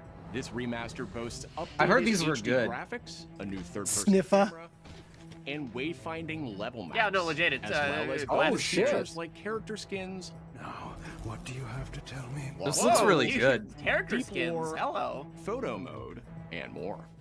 Okay, The okay, digital those are some pretty cool conflict enhancements. Between the vampire Kain Yeah. and his Deep betrayed lore, give me lieutenant, the deep lore. Raziel. Yeah, I'm speeding This up, bro. remaster I'm doing boasts it. updated HD graphics, a new Because I'm third-person behind. Yeah, camera, I'm you trying to were catch ahead up. of me. and What the fuck, wayfinding Dakota? level maps. as well as bonus features like For character YouTube, skins. be more consistent. What do you have to Okay, tell me? now Boss it's normal levels, speed. deep lore, photo mode, and more. The digital deluxe we go. version of the game includes promotional comics and a playable demo of Dark. So is this the first game? Do you start with this one? Defiance. No, this is There's other games in the series. this is the PS2 game. Or to challenge the fates for another throw against one's destiny. 1998. What was a king to do? Oh, strategy RPG. Wow. Legacy of Kain Defiance Remastered launches next Yep, month. PS4 is still getting games, people. Yep. How fucking head are you guys? What the hell? I mean, we were already Brigandine past, Abyss like, is the latest installment in past Happy the Nuts Legacy of Brigandine Kain, series, and then now which we're on dates anime back game. to Are you on 1998 anime on again? the original PlayStation. I'm just now on the anime game. What the? Oh my god. This fantasy war strategy RPG tells the story of 6 heroes The who crazy rise thing is, against an people are empire just saying, invading with PS6 overwhelming rumors. Like, dude, power. we're still getting PS4 games. Wait, really? Are they invite? I forgot about Brigandine so much. With over 100 Yeah, Yeah, it that's looks the it new looks a game of bit the series cheap. since types of 1998. monsters. Yeah. And countless I mean, hours of Brigadine- gameplay Dead or with Alive. 6 main storylines Dead and or side Alive, quests hello. across Hold on a 24 minute. missions. Okay, I'm gonna do that, and then I'm gonna reopen it. See if that'll get me Brigandine back Abyss to. launches this year, and you can Did a wish new list it update? starting It's only the PS5 though. Now let's head over to Koei Tecmo How the Games hell am I Studio behind for you an guys update on so the Dead or much? Alive series. 6. こんにちは。シリーズプロデューサーの林です。本日はデッドアライブ Last シリーズが round. 新たなアップデートとともに復活することを発表させていただきます。 I thought they gave up on this. Hey, Shotgun, how you doing? I'm going 2 times speed to catch up with you guys. 本作デッドアライブ6ラストラウンドは Dead or Alive 6 last round. Aw, come on. That was the one that people didn't like. Yeah. Ah, yes, the DLC The one clusterfuck. that couldn't make it into Eve. Okay, forget it. Hype is all gone now. 今後も新キャラクターや新コスチュームの配信などを Brigandine and ダウンロードコンテンツとして Legacy of Kain are like the biggest ones that stand out with me so far. PlayStation 5用の最適化、 I know, yeah. 新規コスチュームの追加、 Oh, photo mode. Okay. So I guess that's 新た cool. なフォトモードの追加を行 it's った like タイト Smash ルで has す。 had that for years. Oh. Well, I'll have to. No, just general 今後 frame も rate 新 PS5 キャラクターや新 enhancements. コ Gotcha. スチュームの配信など継続的なアップデートを予定しています。発売日同日に They 基本 released 無 the 料版 classic も games on 展 modern 開予定 platforms. ですの That'd で be cool. PS6 comes with 30 gigabytes of memory, huh? That's interesting. Wait, what? Playing Link something. Are you looking at chat? I'm believing bullshit. When's Heihachi coming in? Never. デッドアライブは1996年から展開している対戦アクション Do you feel old yet? 数多くの作品をハイブルに送り出して Don't make me come over there. You know that's Berserk fun, right? Don't even. 30th anniversary. Wow. では最後にこちらの映像をご覧ください。 Okay, so they are Feel working on a old new yet. entry.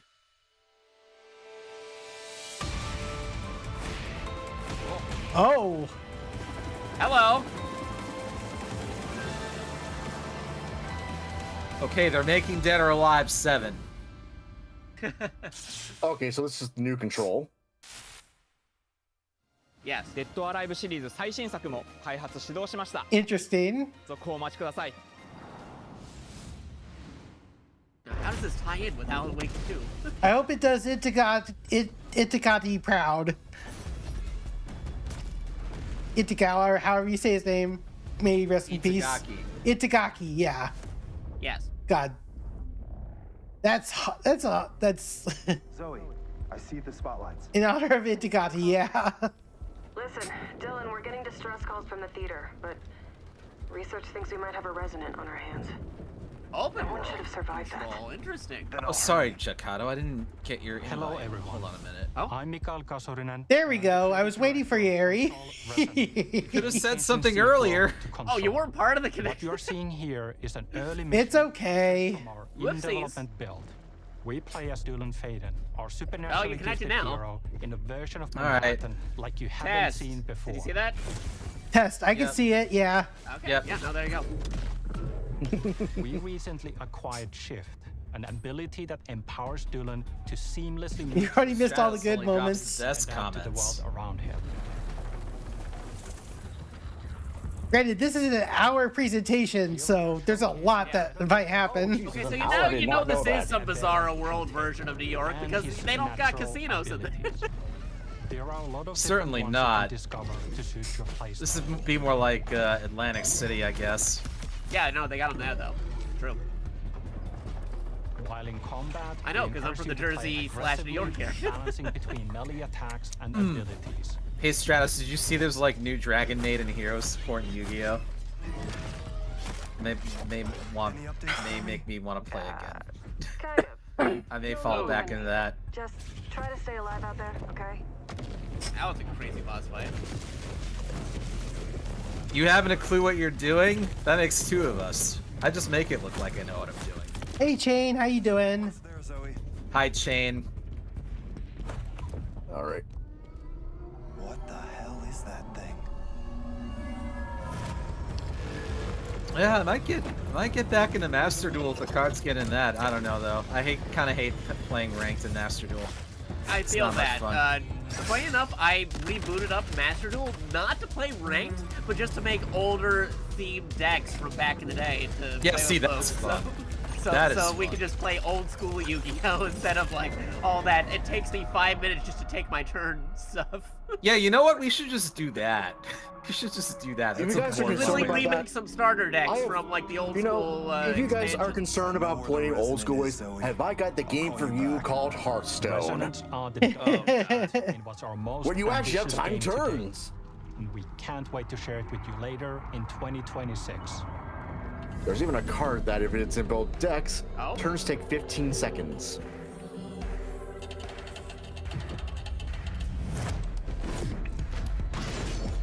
Yeah, I don't know. It might be fun to do like a round robin tournament or something one day with that.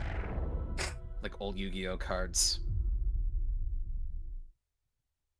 It's called Exodia. Isn't there like an old format that people use, like a Edison or whatever it's called? Stratus would know what I'm talking about. What the hell is this? Crazy now. It's Devil May Cry 6. You're playing as Sparta. Hello? Ah, that'd be crazy. This looks insane. What the? Oh, co-op! Hello! You have my attention now. I'm good for a co-op game. Ooh, this looks good. Action co-op. That sounds cool. Oh my god. Knights fighting demons and skeletons. I'm all your down with that. Oh shit. Hey, Lazy Shell, welcome on in.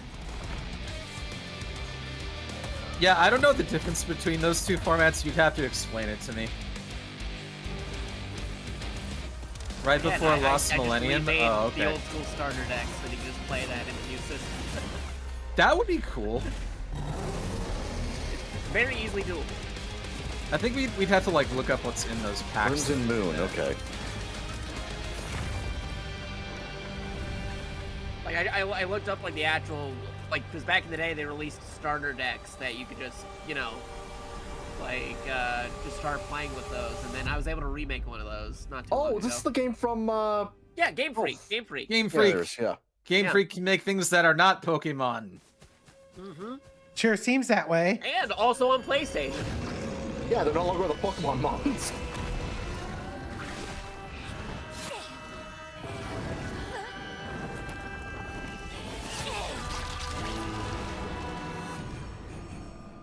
That voice sounds the so previous familiar. state of play. Or was it Xbox? Was it Xbox or PlayStation? I don't remember seeing this announcement in that. I think it might have been Xbox. Yeah, okay, it now was, I remember it was the now, it's Xbox One, yeah. Okay, so this is gonna be multi-platform. That's Yeah. confirmed. That's cool. This music is so like Nier Automata, isn't it? I would not never played. They've even got like robot things like Nier Automata. It is pretty cool. Got that right amount of post-apocalyptic fantasy and machinery that I Yeah, like. it's the same kind of thing, but now it's like more nature themed, I guess. Yep. I would play this. Happy to. system, reincarnation. In August, huh? Okay, no, this year. Oh, I think you're a little ahead of me. Hold on. Yeah, you're just like a couple seconds ahead. August 4th, okay. Damn, so many cool games coming out this year. Yeah, legit. Good doggo, though. Thanks to Fictions and Game Freak for that new look at characters in combat in Beast of Reincarnation. It's coming to PS5 this summer. Our next title debuted 3 decades ago alongside the original PlayStation and introduced the world to an iconic character. Another you can re-release celebrate of Rayman. Oh my god, Rayman. that legacy with Never Rayman expected 30th that. Rayman! Woohoo! Oh, hey! Hey, Ubisoft, that's cool. how are your This offices digital looking? museum features 5 playable versions of the original. I hear they're going through a including strike the right now. 1995 PlayStation. And the French government's going to be enhanced coming with in new for that. accessibility options. Well, I mean, that's Discover the why we're secrets getting behind Rayman's a collection development instead of through a something brand new long-lost playable for the prototype, anniversary. Restored for the first time. That's kind of Plus, awkward. An interactive documentary Yeah, packed it is a with little bit. unseen design documents and never before heard insights from the original creators. I would love to get this, though.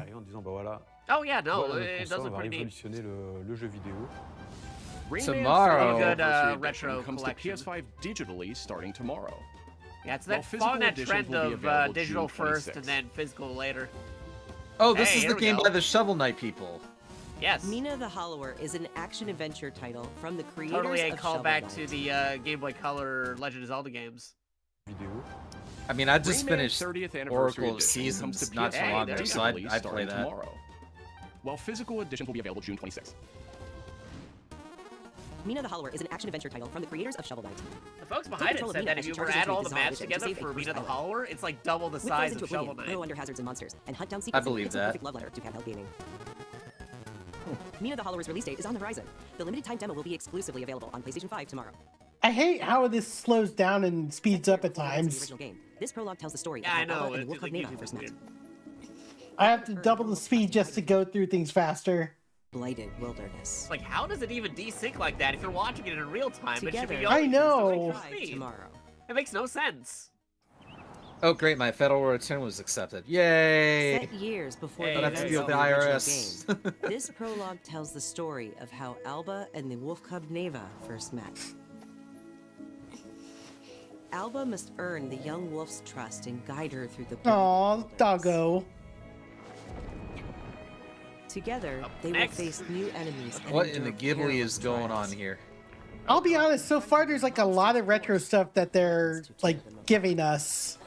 I'll take it. Not for Forward retro to things. using new gameplay mechanics in all new locations. Croatia. Neva Prologue launches February 19th. Oh, that's really soon. Up next, There we a tactical stealth action title from Close enough. Shueisha Games and Ninja Acquired. credentials. A team with ninja credentials dating back That's to very the Tenchu important. series. You gotta have your When can we ninja get a new credentials. Tenchu game? Anybody remember Tenchu? Norm. I know of it. I need to play that, actually. Oh yeah, I no, gotta throw Tenchu's that on my legit list. cool, especially Tenchu 2. You can make your own missions in that. And I'm Great. buffering. Yeah, Yeah, I had the, a buffer the emoji. PS1 library had like a little bit of everything for everybody, and that was amazing. Yeah, no, it was like, hey, boxes. I got that from Metal Gear. Oh, so this is like more of an isometric view. Yep. Is this Tenchu Cope? Yeah, basically. Kind of, yeah. Legit, all you need to do is just remake Tenchu 2, where you can make your own missions for other people, and that'd be great. Stealth game, make your own missions for extra content, that'd be fun. Has its own story mode, and then you can just make missions for other people, and you can just keep on playing. Oh, God, the blood spatter. Yeah, it's like. It's like a Quentin Tarantino Oh, movie. something's pumping.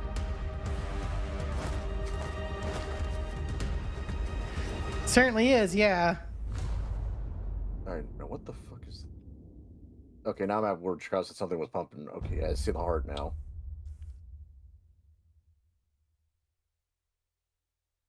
Now you have to play There Rayman. you You're go. compelled Yeah. to. Hey, Welkin, how you doing? The bird that drinks... Oh. Oh. Oh, ew. Is it weird when they said Children of Water? I was like, what is this, Avatar? The bird that drinks tears. I've never heard of that series. We are the children of water, born of the goddess. Crafting, oh boy. You filthy creatures. So how are you gonna tie this into PUBG? I'm gonna take it out the last second. PUBG Swords Edition. Oh no, Crafton. Never yours to Yep. keep. What? Oh, Wait, why is that bad? Chicken Man? I don't think I know. Chicken Man. Crafton is the people who did PUBG, I think. Yeah, PUBG and Callisto Protocol. Is this the Chicken Boo game? Chicken Man? Nothing else, so don't worry. I'll try not to. Okay. You are playing like a giant chicken man, huh? Weird.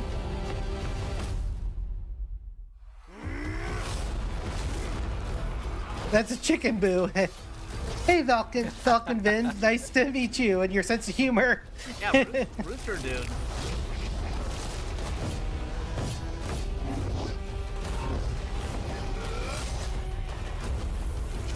Okay, I feel like this is looping on me. What the hell? My player's all screwed up. Dynasty Cluckers. I love that. Not bad. Ooh. Fuck a fucking doodle Dynasty doo. Roosters 3.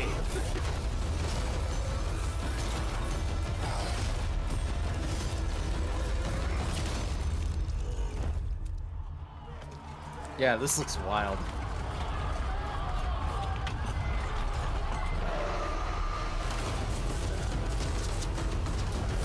This better be multi-plat, I swear to God.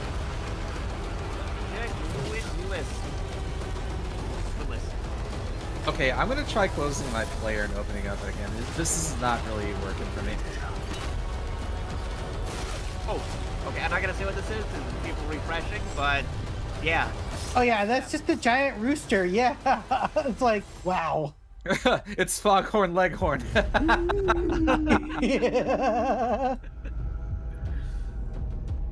He's finally had enough. Ooh. Lucasfilm. Welcome to the Yeah, Galactic you guys League. are behind me. Since you're here, why not take part in a friendly Yeah, exhibition? mine's like race? maybe The Star 2 Wars seconds. racing game. Yep. Okay, now Aries caught up for us. I had to refresh my whole player, that's why. Gotcha. Yeah, the, not Pod Racer, but Star Wars Racing. If you play Knights of the Old Republic, is literally just that. Pretty much, yeah. Speed up a little bit. It definitely is pod racing, that's for sure. Yep. Well, anything is better than Super Bombad Racer. God, that was terrible. This is good. It's not just a racing game, this is storyline. Not somebody knows what I'm talking about. It's Super Bombad Racing 2. Yeah. Like, I'm a fan of like, racing games, but as soon as you add, like, a story mode to it, you got my attention even more. Hey, did that robot really deserve that? Come on. It's a pit droid. Impeding! If they weren't holding me back right now, I'd have you frozen. They're either good at what they do, or they're complete dumbasses. There's no in between. Oh, hello. I saw that.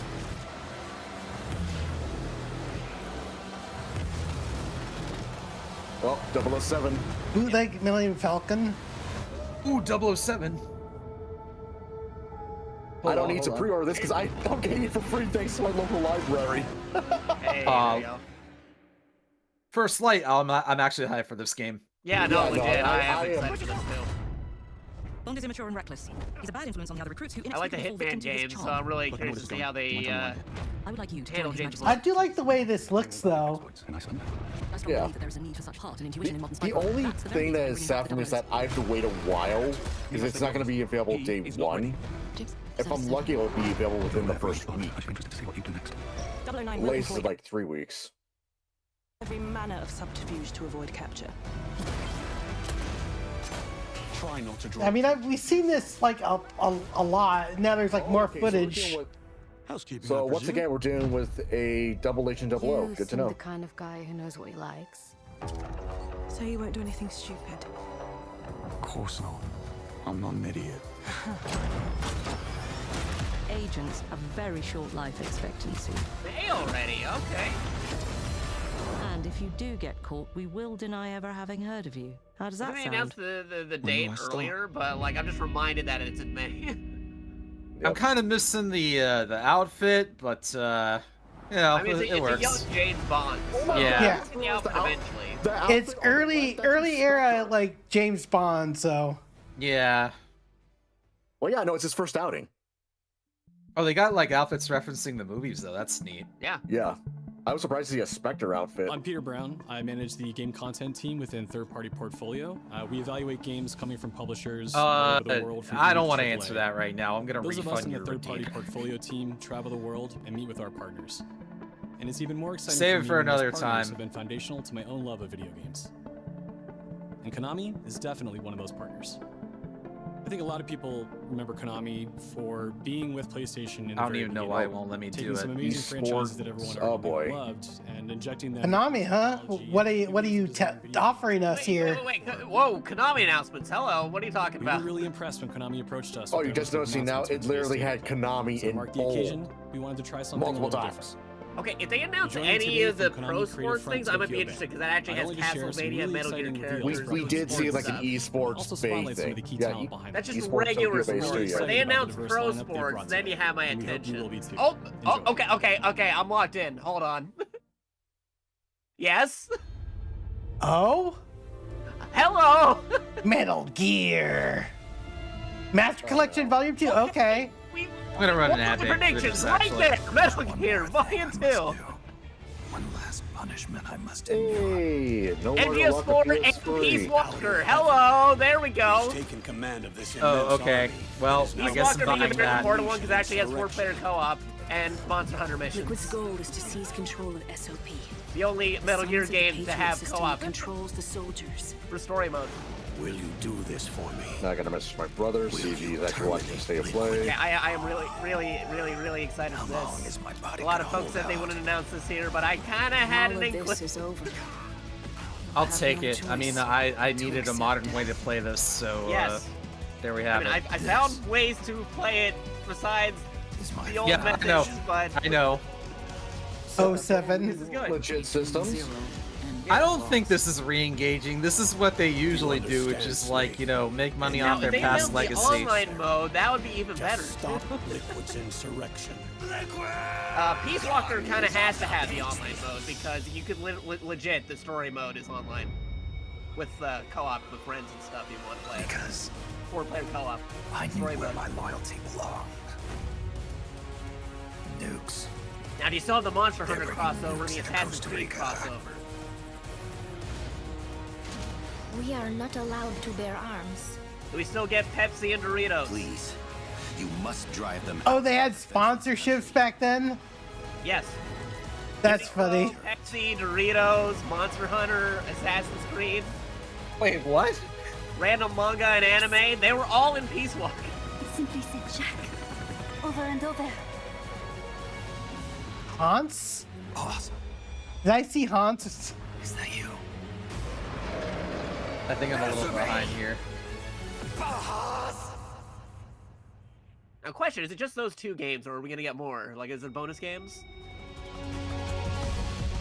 Just these 2 is good enough, if you ask me. It's a very big What? ask. I saw Revengeance. I think I saw Revengeance. Wait, Revenge? Question mark? No, you see Raiden, that's just MGS4. Oh, yeah. Okay. Yeah, right. Okay, I was about to say if they were Bonus content, there. Ghost Babel, the Game Boy game. We're getting the Game Boy game. Oh, neat. Okay. okay. August 27th. Got it.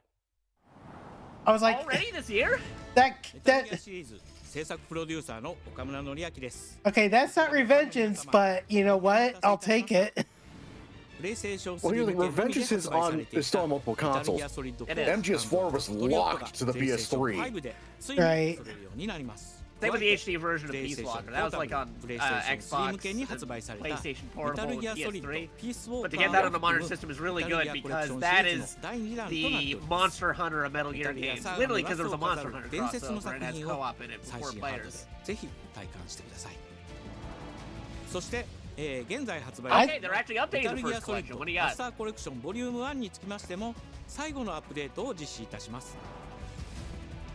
初代プレイステーション向けに発売されたメタルギアソリッド高解像度設定 Metal Gear.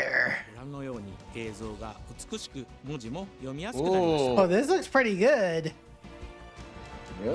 メタルギアソリッド3スネークイーターについてもさらなる高 I 解像 am 度 really, 化を実 really, 現 really してい excited right now. 本日より See, well, I could play that. I'll just play Deltas that I got from my library. Honestly, there's been more hits compared to the like Nintendo Direct. 今回の発表を記 Yeah, 念 no, いたしまして legit. メタルギアシリーズの I 始 feel ま that. りの物語メタルギアソリッドデルタスネークイーターも特別なセールを実施しています。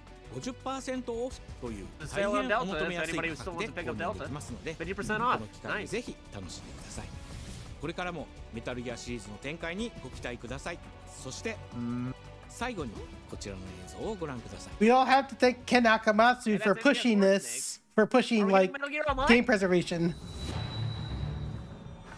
The Ape Escape stuff? Oh wait, no, it's that octopus game.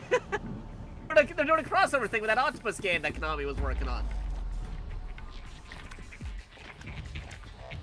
Ghosts and Goblins Resurrected is $3 on Steam. Interesting. Yeah, I saw a sale for that earlier.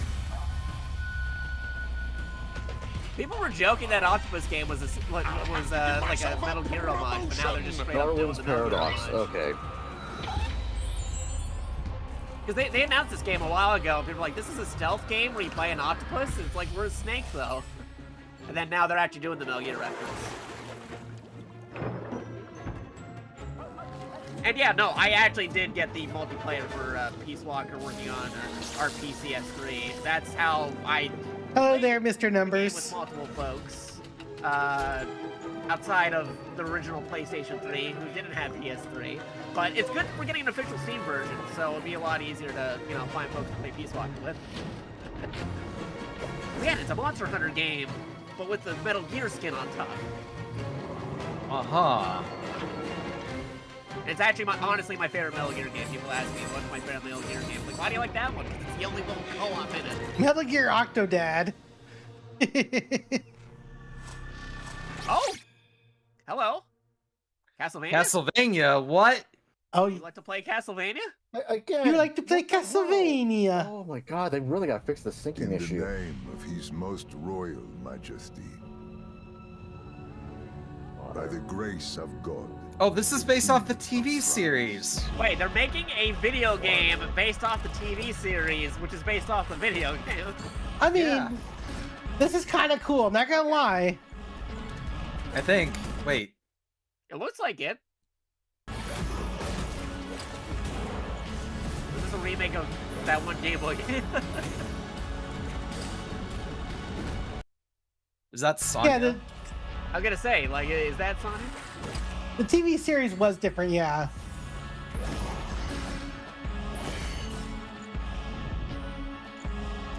But this is more Metroid. This is more Metroidvania. This is looking very much like Bloodstained. Yeah. Yeah, kind of. I think they saw Bloodstained like, we better change it up. Oh, Trevor Belmont.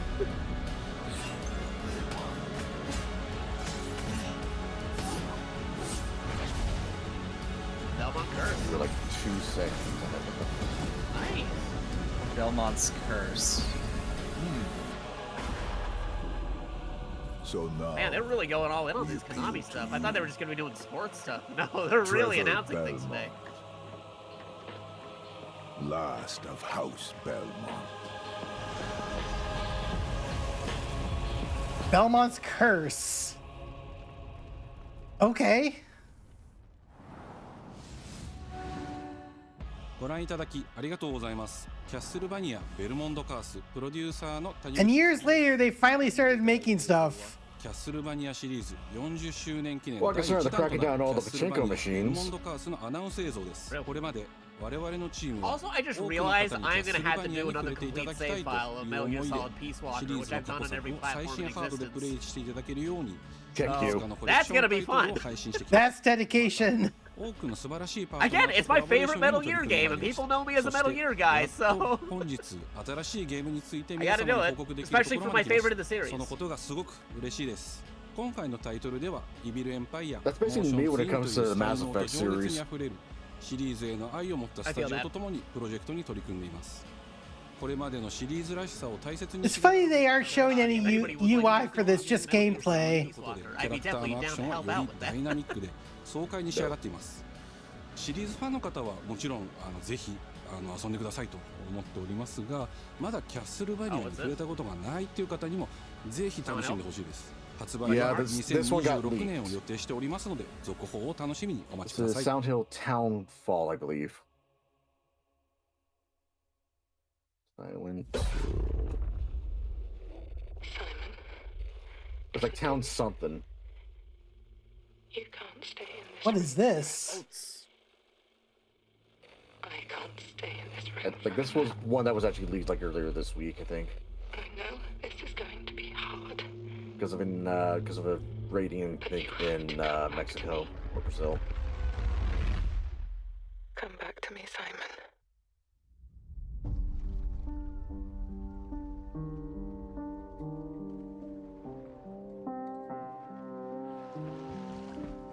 Yep.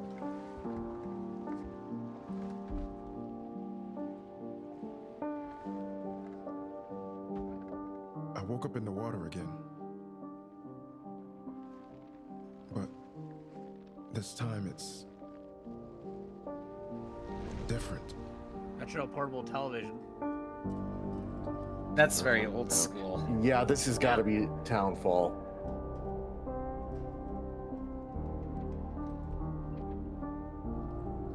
Who let Ape Escape get evil? I'm trying to fix what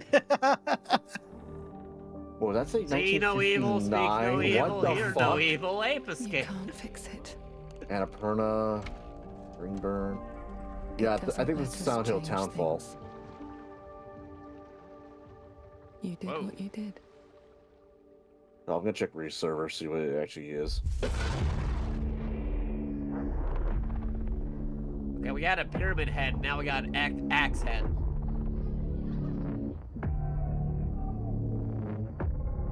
Not just a chest burster. Yeah, there you go, Silent Hill Townfall. Oh, I get it, because they make the F like Silent Hill F, so it's like a spin-on. I get it. Aha. That's the tie-in. The thing on his wrist did say 59 or 57, so... Oh, wait, there's a bunch of Konami stuff. Can we get a new Bomberman game? That'd be cool. Other than the collection? Like, or maybe more collections? I'd be down for that too.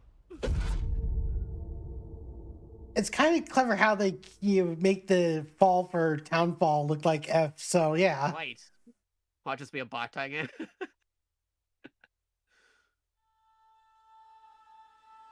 A world shrouded by lightfall. Shining drops of light that bring death. What's the...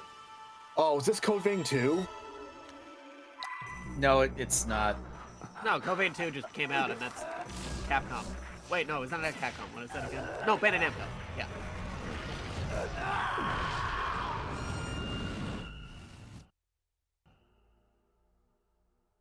Yeah, Konami making games again. Eater, What? That'd be cool.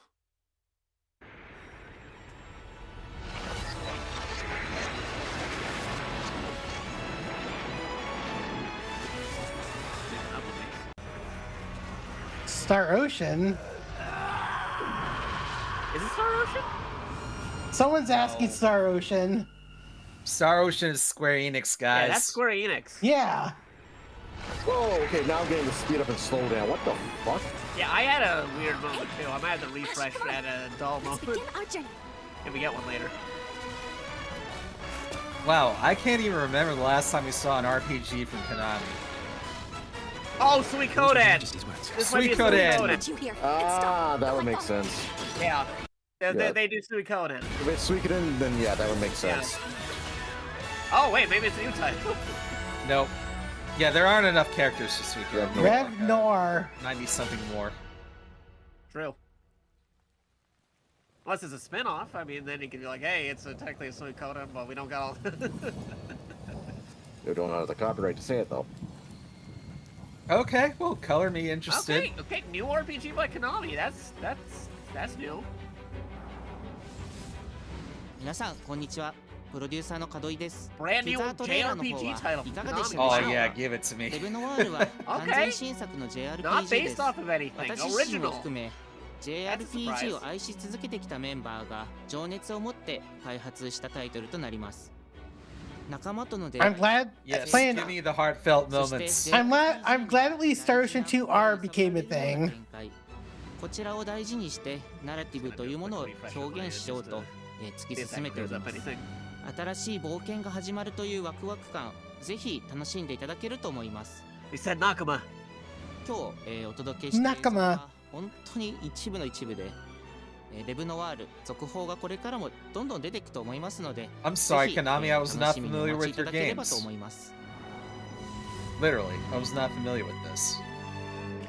God, Konami is like Yeah, no, starting to legit, cook. They are announcing a lot of stuff out of nowhere here. Is this still I them? think everybody knows what I'm excited most for. It's like Konami just wanted attention. It's like, okay, we're looking at you.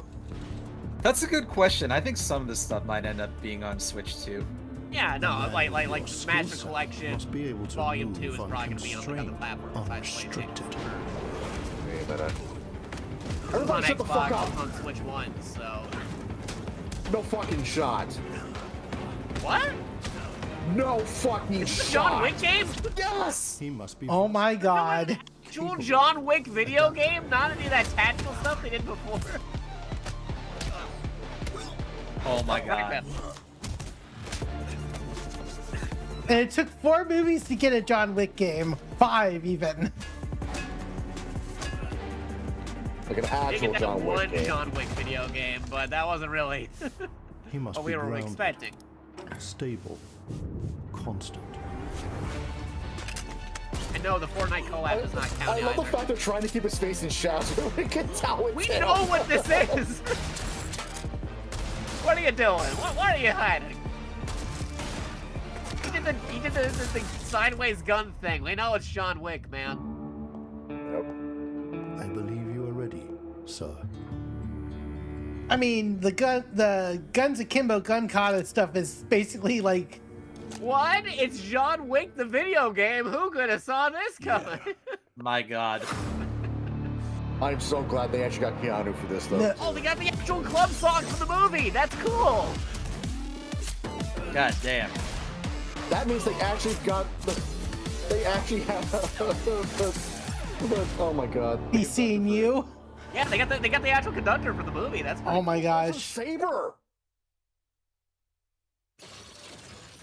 Oh, well, Bungie. New Cascadia. This You hear more about that? Okay, he wants to take an ad break. That live service marathon game. Bungie? It's not like a real marathon game, man. Is this marathon? Very quiet. Yeah. Yes. Okay, everybody. Bathroom break. I'll be right back. Hey, you want a good marathon game? The originals are all free on Steam. Just go play those. Time for the ad break game.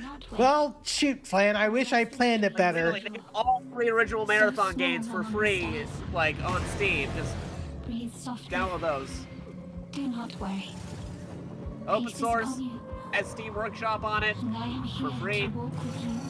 Yeah, if y'all want to go to the bathroom while waiting for this to go through, I don't blame you. Original games. You don't have to do this one. Can we get McDonald's? But yeah, this was a totally missed opportunity. Like, I would have been very excited to see this legit marathon game instead of this live service version. Heck, I would have even taken a remake of the original marathon games. That would have been pretty cool. But no, we're getting this. Nah. I feel like I'm praying. Hey, Taco. We've had to do things. I even heard the plot has like nothing to do with the original games either. Hi, Mr. Taco. We're monsters. Very weird. We're all monsters. I feel like they want to try to make this their ending. Would actually be pretty cool. Like, you have to keep on moving and shooting. Hey, Lumi, how you doing? That's not this. Thank you for paying your taxes.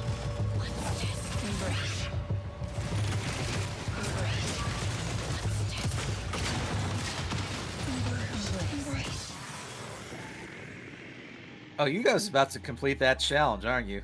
Doing all right. Okay, there's the title card. Welcome back, everybody. If you went away from What do I look like? Just going through the state of play, which has been very interesting so far. Yeah, marathon this has been a aside. good one. This is really good. They weren't kidding when they had like over an hour's worth of stuff going on here. Oh, was it 60 minutes plus? Oh, dang, you guys completed it. Shoot, now I gotta give you a new one. My name is Joe Ziegler, and I'm the game director on Marathon. Today, we're excited to announce our server slam from February. All right, what do you want for your 26th next March challenge 2nd, then? Where you can join us no, on they're Tau doing Ceti behind and the help scenes on test Marathon to on get us hyped PlayStation for the 5 game that and we other know that's not platforms. actually like how it was in the previous Our server Marathon. slam Ah, features now I an kind of wish I introduction did to the take an survival ad gameplay break. of Marathon, giving you Man. a chance to explore the You dangerous thought it was world of done, Tau but Ceti no, and they unlock had to do the rewards for behind the full scenes release thing. on I think Okay, I'm running it now. Screw it. I think they just wanted to plead with us, say they're sorry for like, also you know, excited to share a collection of unique taking so long. pay homage to some of our favorite PlayStation games, including Helldivers 2, Death Stranding 2, and Ghost of Yotei, all available at launch. From everyone here at Bungie, You want me to play Superman 64? What do I look like, Proton John? February 26th.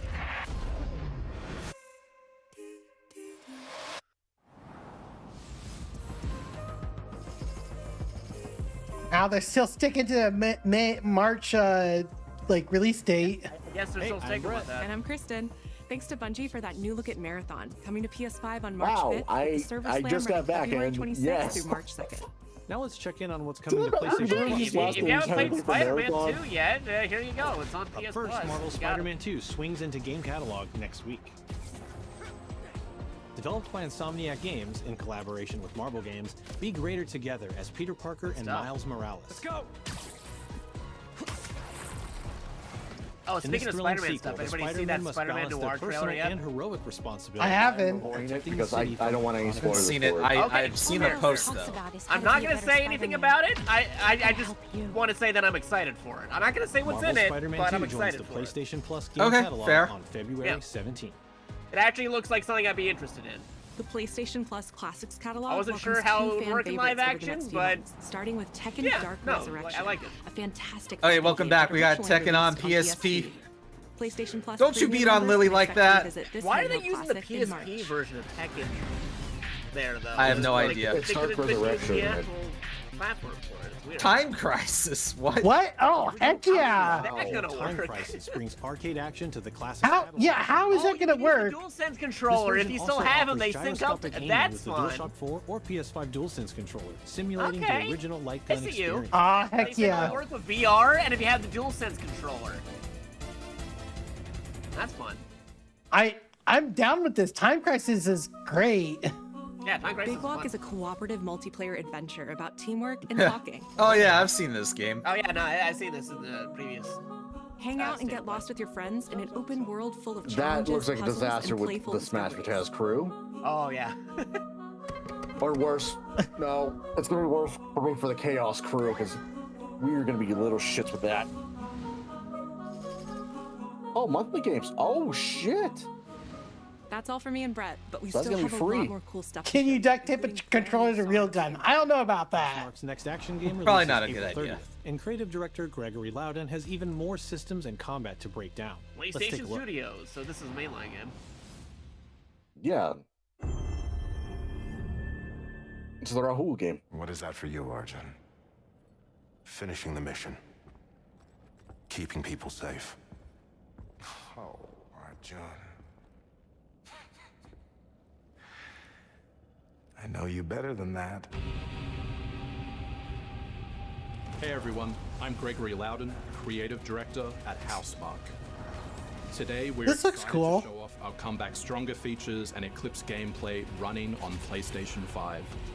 In Saros, you step into the shoes of Arjun Devraj, performed by the brilliant Rahul Kohli, who is discovering the Carcosa, hostile huh? shape-shifting planet of Carcosa.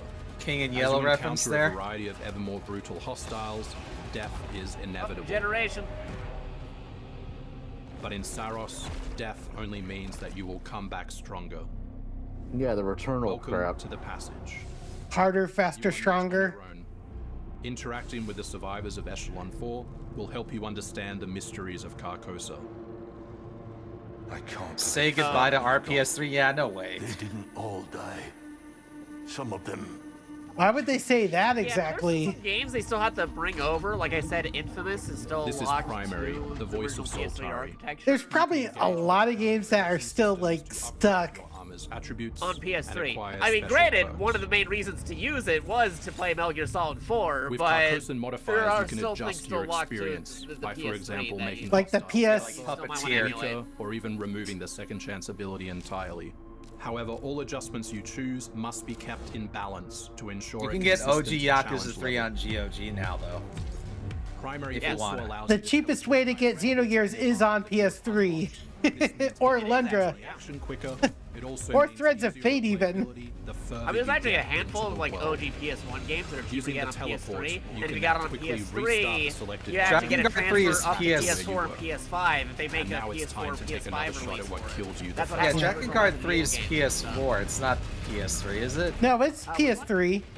Dragon Guard I 3? thought it was PS4. No. Wait, You which come game? across an alien device. Dragon Guard 3 is on PS4, right? Isn't it? Was it By wait, using 4 it, or you 3? discover that it I don't holds the remember now, I actually. know there was a PS3 game in that series. Oh yeah, Falconvind. I heard about Threads of Fate like back in the PS1 days. I never got to play it, but Threads of Fate on PS3 is like $9.99, and I own a copy I of love but it. I never opened it. Yeah, it's like Threads of Fate physically is like 80 right now, and I do enjoy it because Mint is such a girl boss. Oh yeah, other Weapons and things still artifacts locked to also PS3 become technically. corrupted, There's which like alters them in multiple both positive PlayStation and negative collections, like ways, which Jack and ramps up the Daxter, Ratchet and Clank. Got some Sly Cooper stuff in there. Those are all still locked to Wait for you to PS3. play Saros. Yeah, I've when been you launch looking to on play April 30, those games sometime this year. Yeah, Well, I those just found out quests. some exciting news if you've watched The Owl House.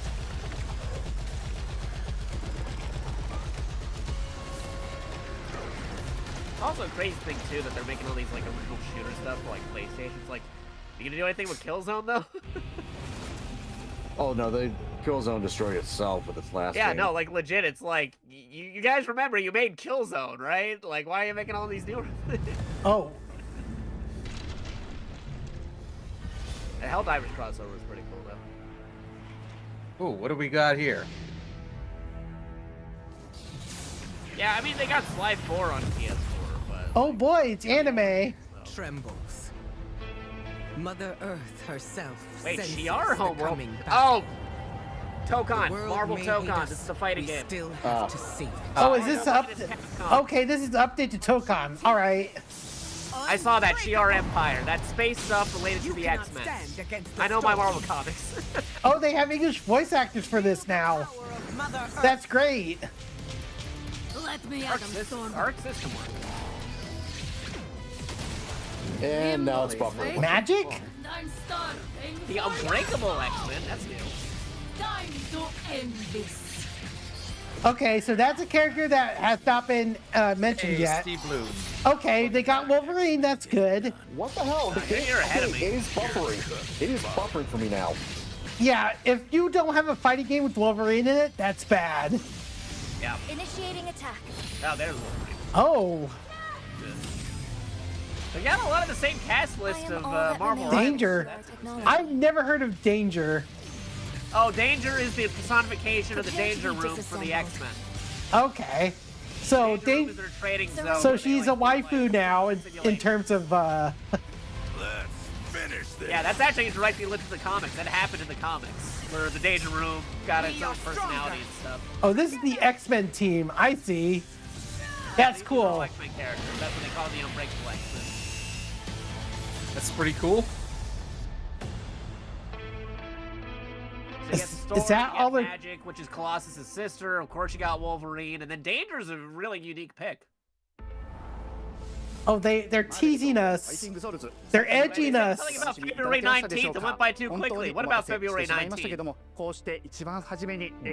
They haven't given us the full details. No, for just start February Super stoked to 19th. introduce the mutants okay, they as the start newly February formed 19th. unbreakable X-Men into the world of Marvel Tokon.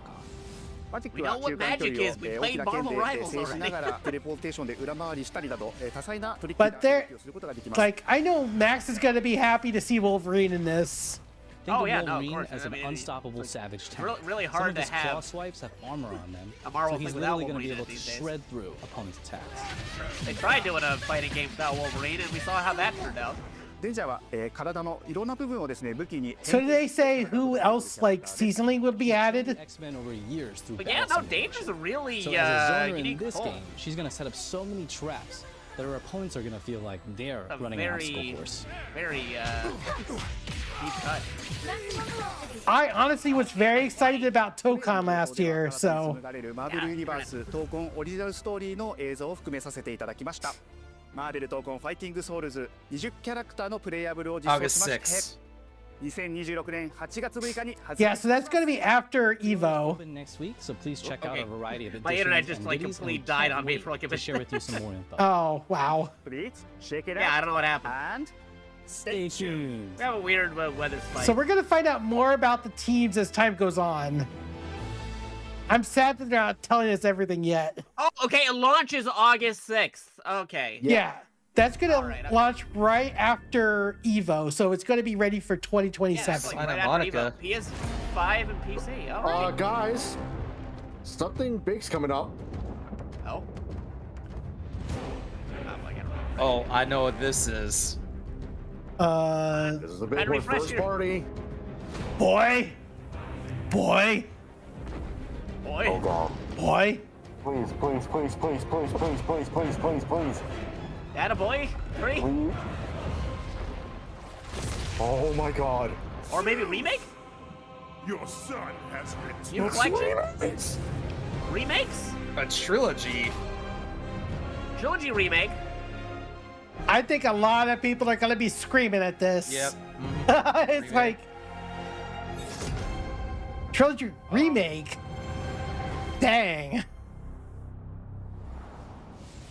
Oh yeah, there we go, remake. Hey, what's happening? What's happening, people? It is OG. Boy. PC. That's right, the original God of War. Yeah, I'm back, baby. And I'm thrilled to bring you some exciting news about the series today. Oh, this is the OG voice actor. Yes. Yeah. T.C. Carson, let's freaking go. To find That's awesome. the Greek trilogy remake. That's cool. He's not playing God of War. He's also the Clone Wars voice for Mace Windu. I know. Yep. Sit down. Now, Chris Judge voiced the newer ones. This is the OG PS2 one. So The OG PS2 Get back to share Kratos, another yeah. update, Yeah, right? PS2, So I'm PS3, telling you, PSP. I'm telling you, next time we come There's back, even Mortal Kombat. we coming with something. He's getting the salt and pepper look going there, though. And in addition, That's since we're approaching the last few months of God of War's 20th anniversary year, we couldn't let it I close feel without so old, man. last surprise.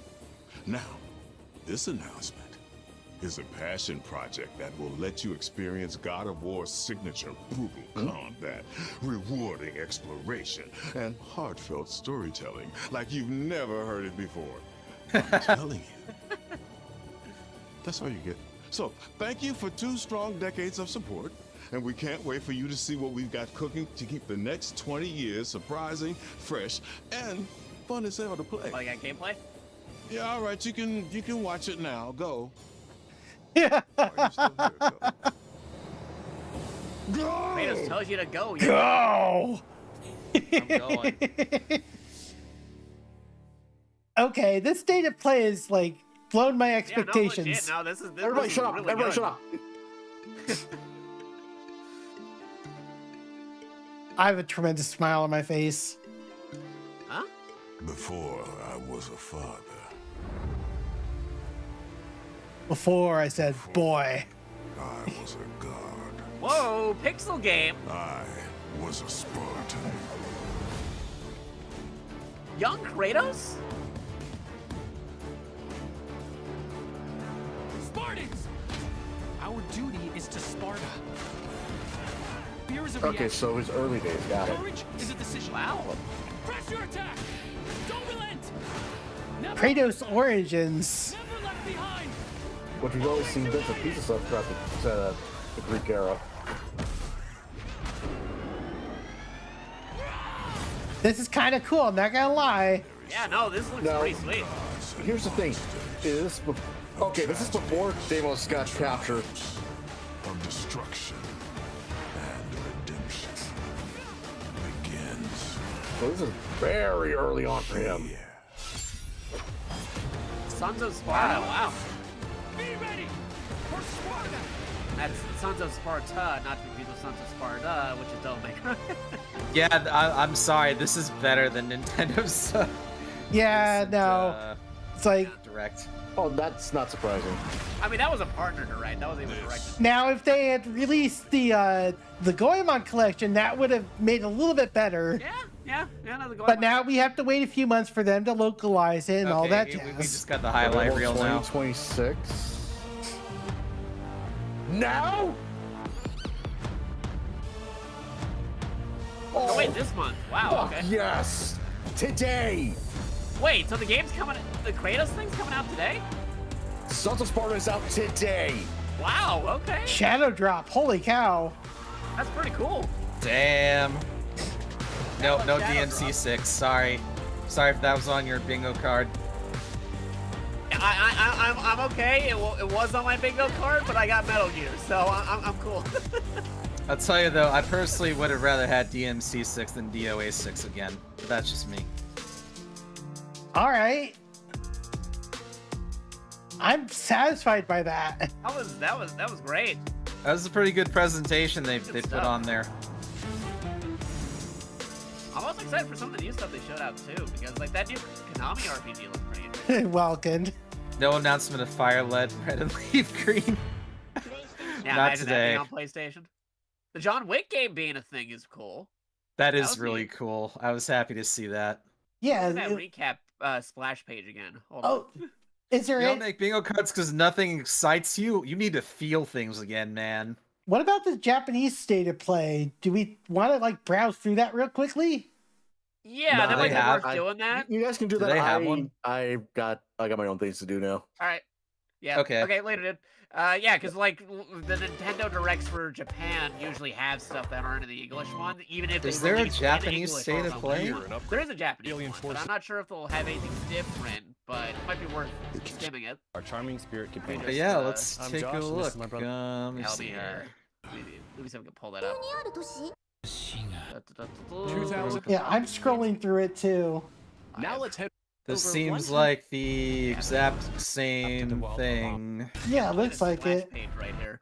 God of War Trilogy Remake. Documentary. They got Marathon Tokon, God of War, Sons of Sparta, Exclusively. Windless, Up next. Yeah, this is like Star- exactly the same thing. Cosmora, John Wick, Yeah. Saros, the Metal Gear Solid Master Collection Volume 2. Yeah, it's like a Wait, one the for splash one page. presentation. Be kept in. Yeah, that's a shame though. Townfall, Legends 2. Yeah, Chikado, it's Xenoblade, literally all the same thing. Belmont's- Okay, so they Okay. Star Yeah. Wars, Belmont's Curse, First Light, UR, For Loop, Pragmata, Control, Resident. Okay. But overall, no, it was a pretty good show. no, yeah, was like solid. no, I had the biggest smile on my face throughout the whole thing. Is like, dang, it's like so many things I was not expecting. I wanted, Yeah, what are you looking forward to the most? well, I wanted them to give me more of the Tokon roster. We only got like a few more. I think they're gonna end up like drip feeding that to us over the Yeah. It's a next few fighting months. I game. think. They'll get Yeah. like a super edition or some DLC in the future. Yeah, Trust me. Jakad, didn't they like show something about characters like seasonally being like shown? Like, Yeah. I forgot which ones that was. They even have like characters in the background that'll probably be playable at some point. Yeah, Yeah. but if they're already giving variety by like having Danger as like a personification of X-Men Danger Room, that blows my expectations out of the water. It's like that, like we know like some of the characters already through the demos, but how is that gonna, like, who else is like for the initial roster? It's like now we're just Yeah, guessing. I don't know. It's gonna be a Yeah. total mystery for now. Yeah. Okay, this is neat because I'm watching the Japanese version of the State of Play real quick, and no, it's confirmed that they will have JP and English audio available for the Master Collection Volume 2 for Metal Gear. Oh, cool. Yeah, oh, nice. That's so if cool. you want to hear the Japanese cast of Metal Gear Solid 4, go at it. But I need my David Hayter, dang it. I might do that another time. I was actually going to switch to a game for now. Okay. I think I did what I needed to do, and I am gonna just relax for the rest of the night. It was a pretty good show. Like it was great. Yeah, I was trying to just do stuff to kill time. It was like, okay. Yeah. I would give that an 8 out of 10, 4 out of 5, depending on what scale you're using. Yeah. If we're doing scales, yeah, no, I'm about to say I give this one a solid A. Yeah. Same here. I was satisfied.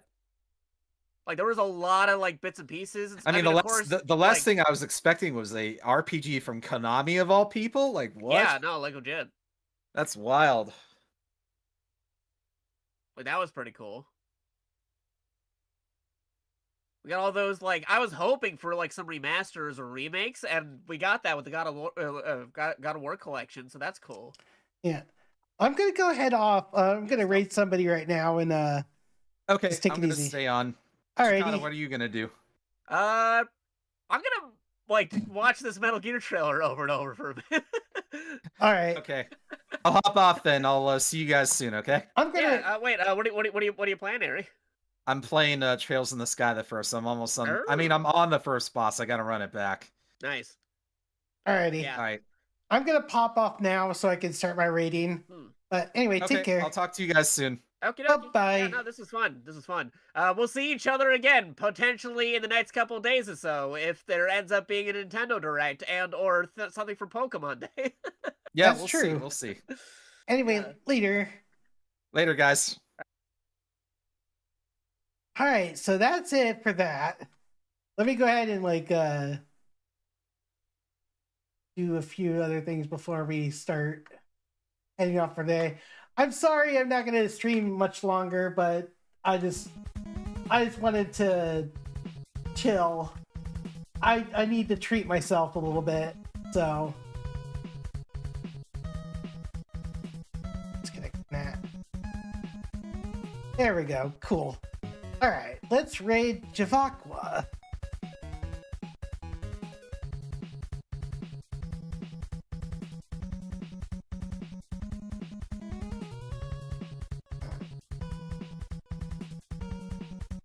There we go.